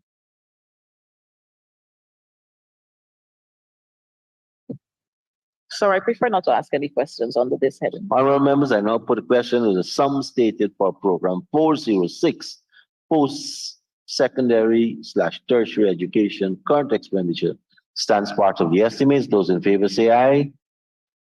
Those against say no. Ayes have it. The sum stated now stands part of the estimates. Can we turn to page 509 and 510?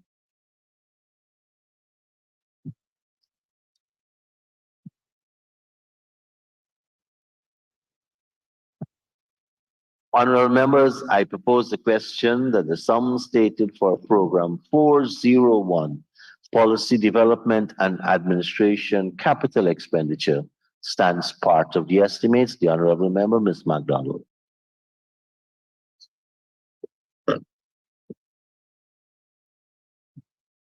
Sir, on the line item 1215000, we're seeing administrative buildings there. Provisions for administrative buildings. Could the minister share with us the administrative buildings we are referring to? Honorable Minister.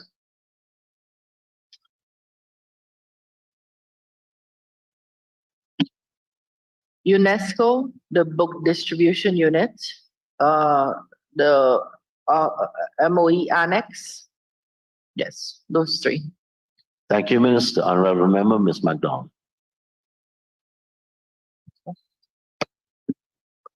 Mr. Chairman, we're looking at line item project 4. We're looking at, oh, yes, that's what I'm giving you, the project code. 2610200, and it talks about technical assistance, provision for education sector reform initiatives. Could the minister share with this house? Honorable Minister. Did the honorable members, what is the project code, sir? We didn't hear that. I don't think it was given.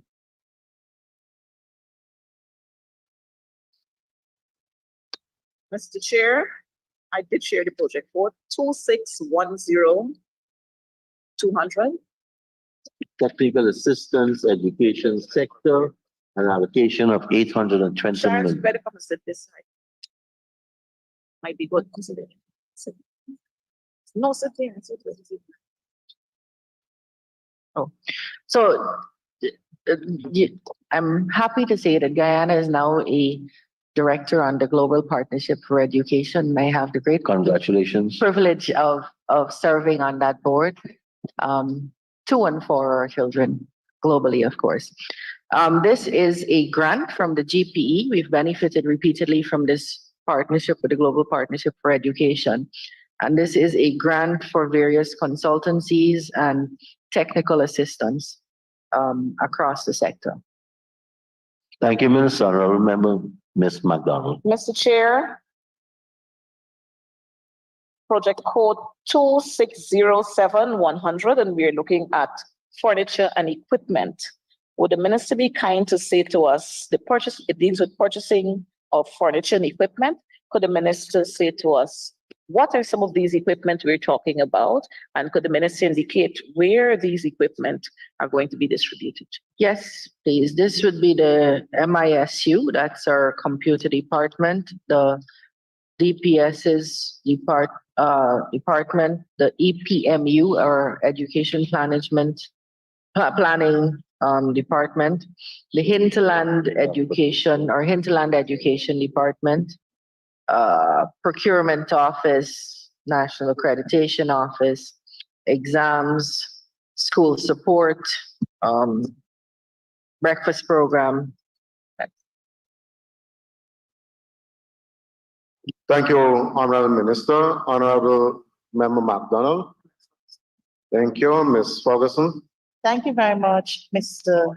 Chair. Mr. Chair, if I'm to take, the committee attention back to project code 1,215,000 administrative buildings.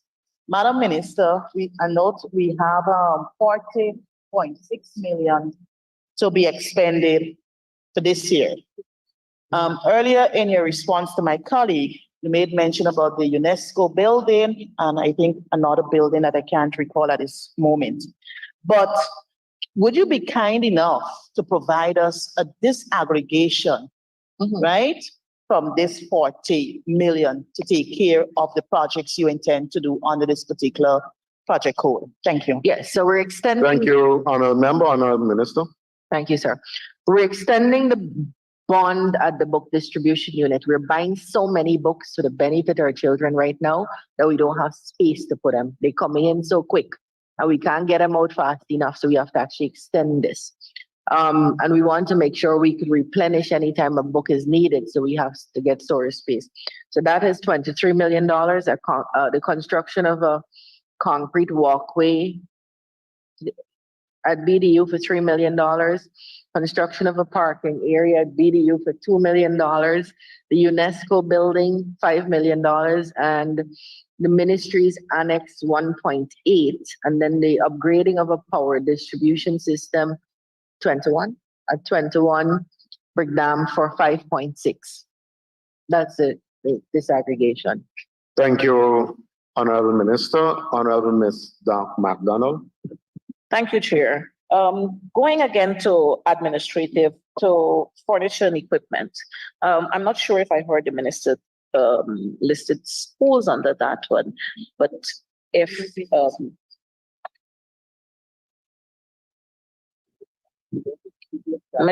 Madam Minister, would you be kind to repeat whether you listed schools under that one? Schools were listed there? Happy to help you, ma'am. There are no schools under this line. Thank you. Or Under the furniture and equipment, Madam Minister, we talked about, just to follow up to Mr. Speaker, just to follow up to this one, furniture and equipment, we have heard of the furnishing that you're going to be having. Do we have, could you lay over for us the schools that are going to benefit under this one and whether schools will benefit or not? Sir, Honorable Minister. I said just now there are no schools under this program, sir. Perhaps the other members of the APNU could help the honorable member. We keep saying the same thing. There are no Thank you. schools under this program. Thank you, Honorable Minister. Honorable Member, Ms. McDonald. Thank you, Mr. Chair. We have no further questions under this one. I think I see Ms. Honorable Member Philadelphia. Go ahead, Thank please. you, Mr. Chair. Minister Nursery Education, 12-15-300. Provision for schools and educational facilities. It's not a question, but I'm making a proposal if I can. East Street Nursery School. From the road to the school, it's a long stretch and there's no facility there for shade. So I'm asking if I can, that some provision be made to create a shed there so our babies can have place to shade. The same answer that I gave twice, wrong project code. Right. Schools don't come under this project code, but I've taken what you said I will take it into consideration. But this is the wrong project code. We're being viewed on the World Wide Web here, you know. The least we can do is be a little better in our. Thank you, Honorable Member. Could you put it? Honorable Members, will now put the question, which is that the sum stated for Agency 40, Capital Expenditure, Ministry of Education, Program 401, Policy Development and Administration, that is sum stated, form part of the estimates. Those in favor say aye. Those against say no. The ayes have it. The sum stated stands part of the estimates. We'll now move on to Program 402 under the same agency, Agency 40, Program 402, Capital Expenditure, Training and Development. I thank you, Honorable Member, Mr. Mike Paul.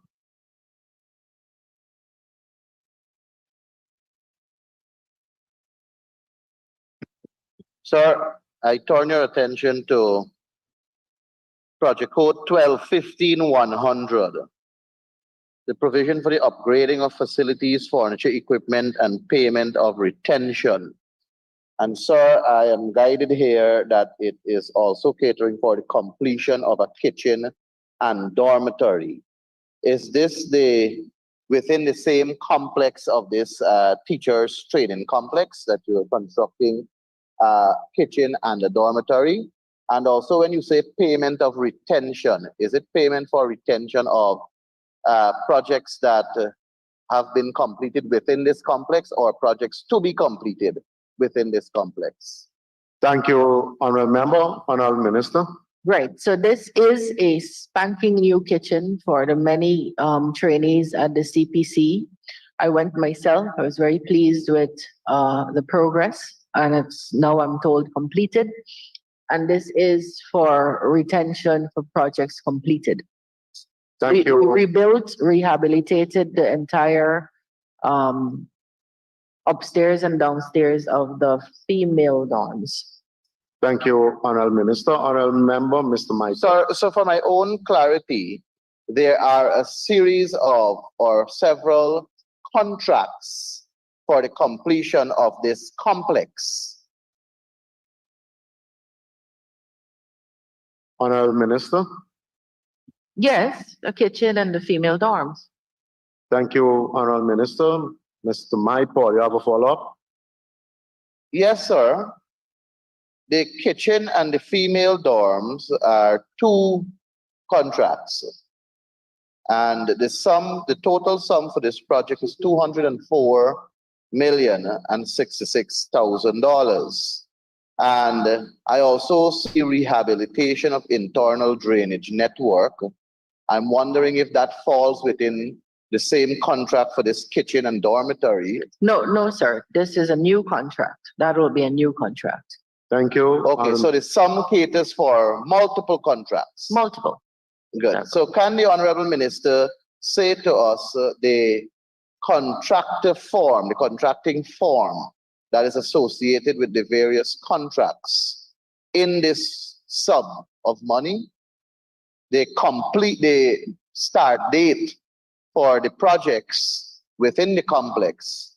Because if I'm guided correctly, sir, it's one complex, but there are multiple contracts for multiple projects within this one complex. Well, the rehabilitation of the internal drainage has not been awarded as yet. It will go to public tender.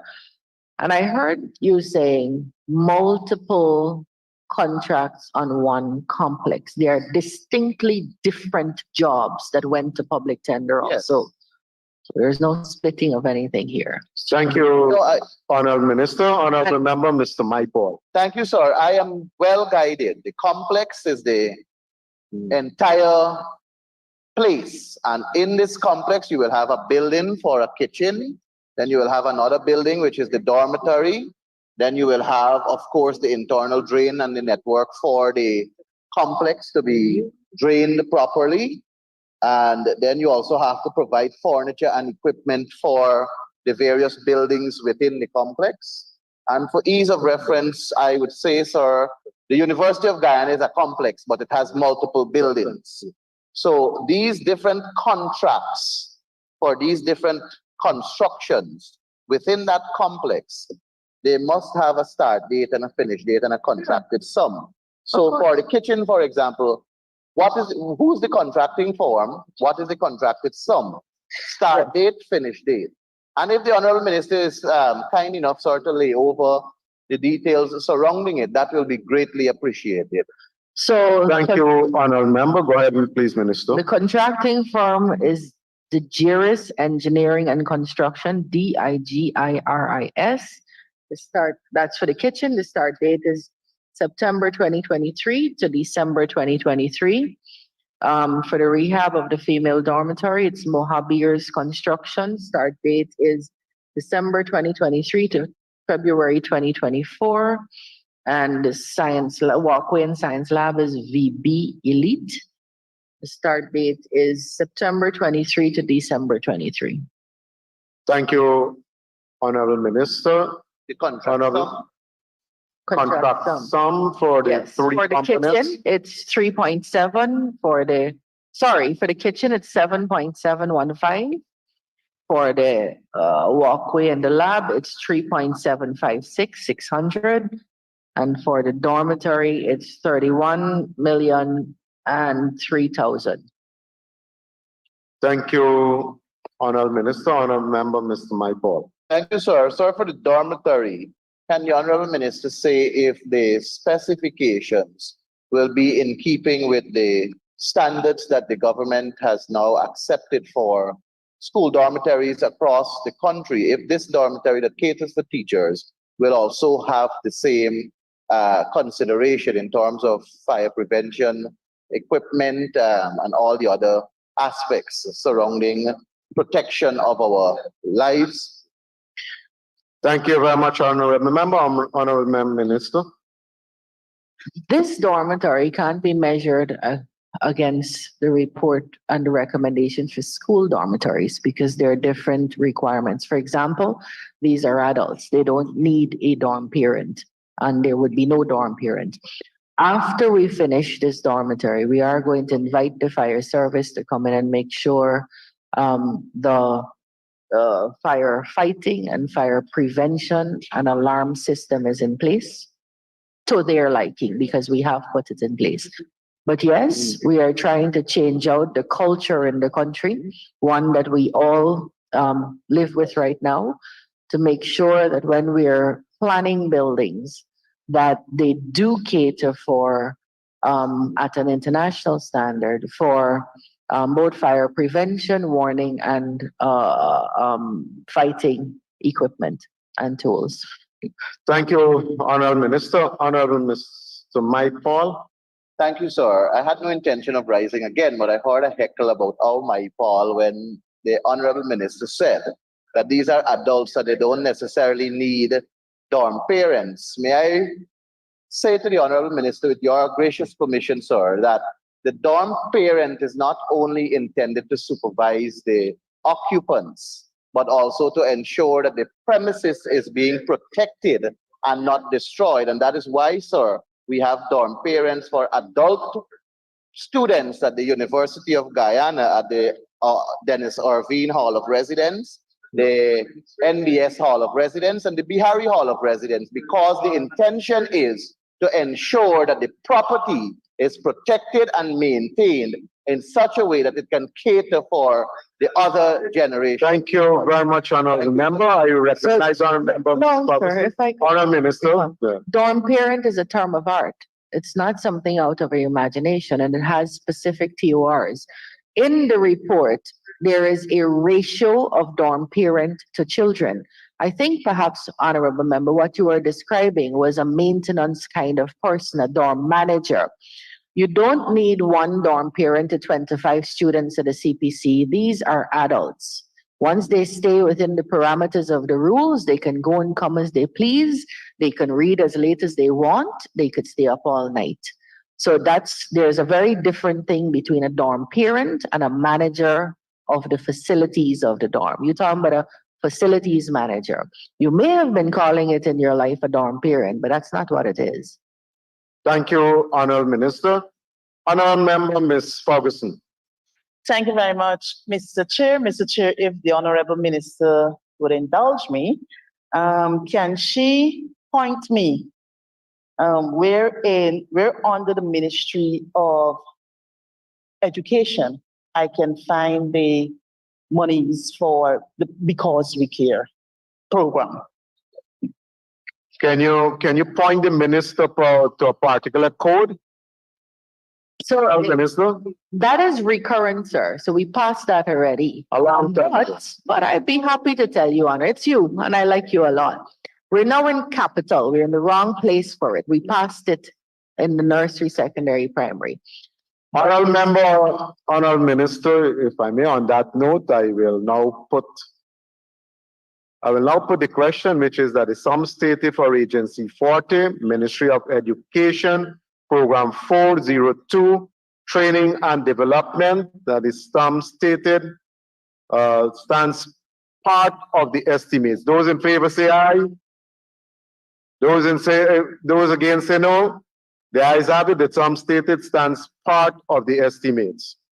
I will now propose that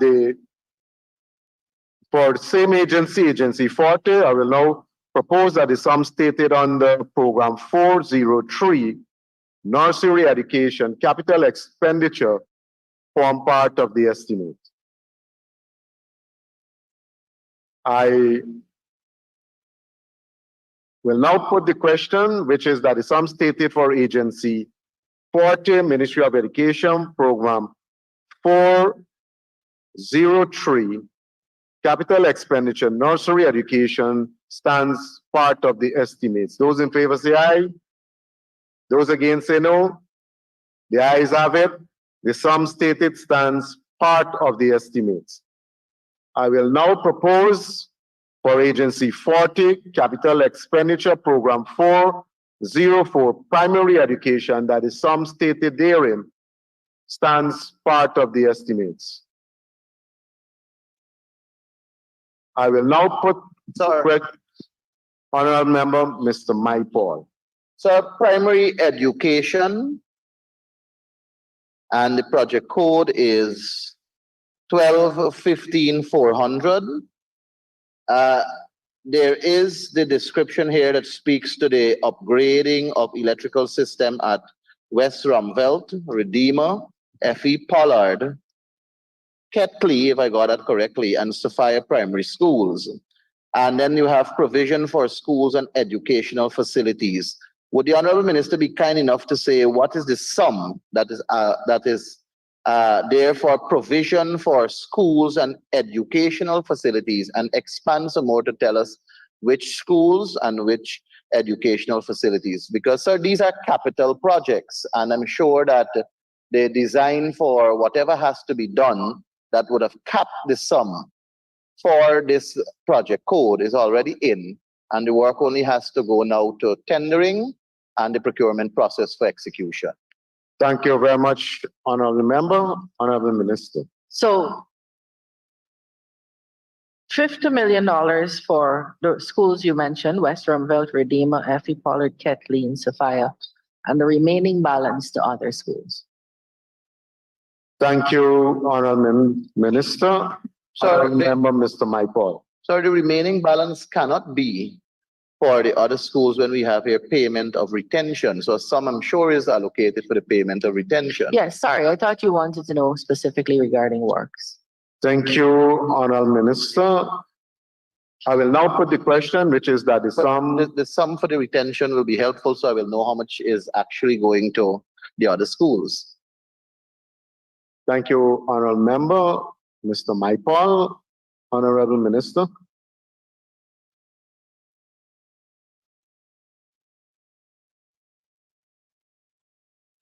The IT lab at Riverstone Primary, the retention is 1.439600. Thank you, Honorable Minister. There's Honorable another members. retention here for the living quarters at Baitoon, teachers' living quarters at Baitoon, and the retention is 381,850. Thank you, Honorable Minister. Honorable members, I will now put the question, which is Honorable Member Ms. McDonald. We Mr. have Chair. 3 more minutes. Go ahead, please. Mr. Chair, on the 2607-400 school furniture and equipment, we have a sum of $80 million allocated. Could the minister share with us on the and it talks about purchase of furniture and equipment? Thank you, Honorable Member. Honorable Minister. This is a provision for the Assistant Chief Education Officer Primary and for the Department of Georgetown, as well as for primary schools in and around Georgetown. I could give you what it is. We're buying disaggregated. Thank you, Honorable Minister. I will now put the question, which is that the sum stated for Agency 40, Ministry of Education, Program 404, Primary Education, Capital Expenditure, and the sum stands part of the estimates. Those in favor say aye. Those against say no. The ayes have it. The sum stated stands part of the estimates. I direct members' attention now to Agent Program 405 under the same agency, Agency 40, Secondary Education, Capital Expenditure, and I propose that the sum stated therein stands part of the estimates. I will now put Honorable Member Mr. Cox. Thank you, Mr. Chair. Mr. Chair, on the secondary schools, I recognize that the completion of Northwest Secondary School is catered for under this project code. While we are eagerly awaiting the completion of this secondary school for obvious reasons, could the Honorable Minister state the percentage of the completion of this school, which was awarded sometime last year and is expected to be completed, well, it was reported to be completed within 14 months. Could the Honorable Minister also state the completion date of this school and when it's likely to be? Thank you, Honorable Member. Mr. Cox, Honorable Minister. Yes, please, Your Honor. We're very glad to say that we hope that by the end of mid next year, we're going to have universal secondary education in Region 1. Currently, Currently in Region 1, we're building the Northwest Secondary, Hosurura Secondary, Quibana Secondary, and this year we're going to be starting the Waramuri Secondary. This project is at this point 70% completed. The roof is 90% completed, and they'll start finishing works soon. We expect to get this by the revised end date, which is June 2024. Thank you, Honourable Minister. Honourable members, I will now, Honourable Member Ms. Ferguson. Thank you very much, Mr. Chair. Mr. Chair, We'll take this last question under this program. Go ahead, please. Yes, sir. Under this very line item, project code, 1215 500. I note in the project code that project file number 175, Honorable Member. There are three descriptions here. The last one speaks to provision for secondary schools and educational facilities. Can you say from this provision, what is, whether you have sums there for the completion of the northern block at the East Rumfeld Secondary School? And my second question to you is whether there's any provision in this sum to take care of any works at the West Rumfeld Secondary School. You know, I don't know if you are aware, Honorable Member, but the school is a very small school, and the administrators, they have been complaining. So, Thank you, Honourable Member. Honourable Minister. Well, to start from the end, we don't have a West Rumfeld Secondary.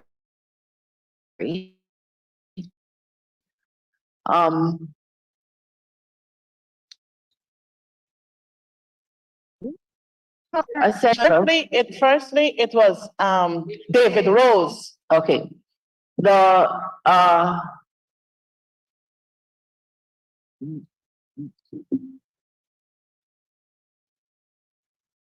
northern block at East Rumfeld is finished.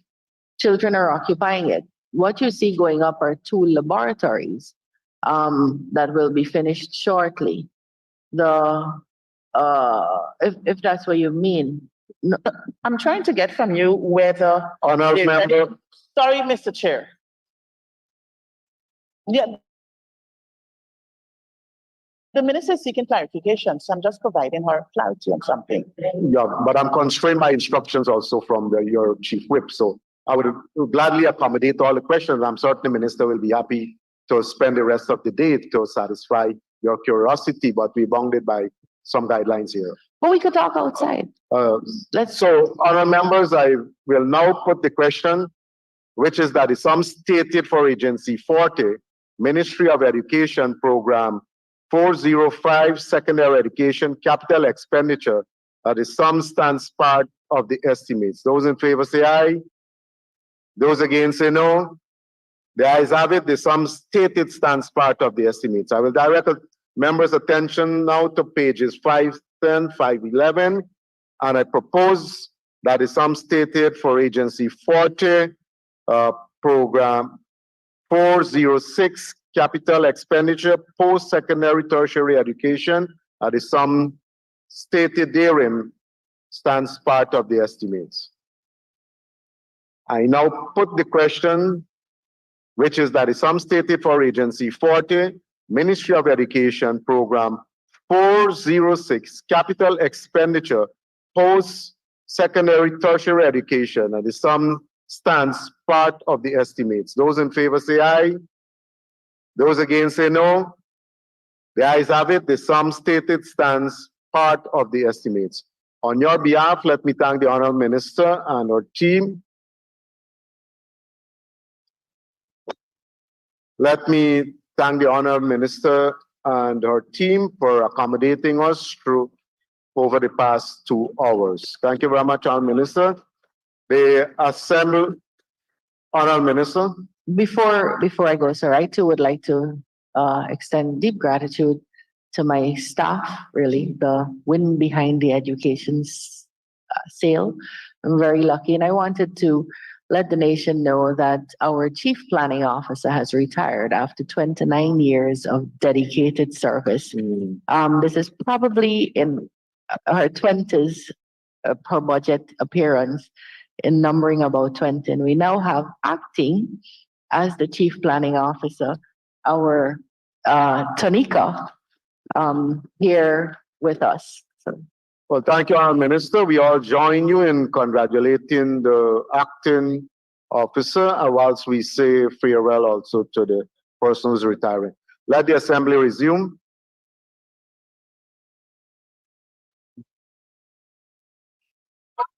Thank you very much, Sergeant. Honourable members, we will now take the suspension and we will resume at 1332 hours promptly. Thank you very much.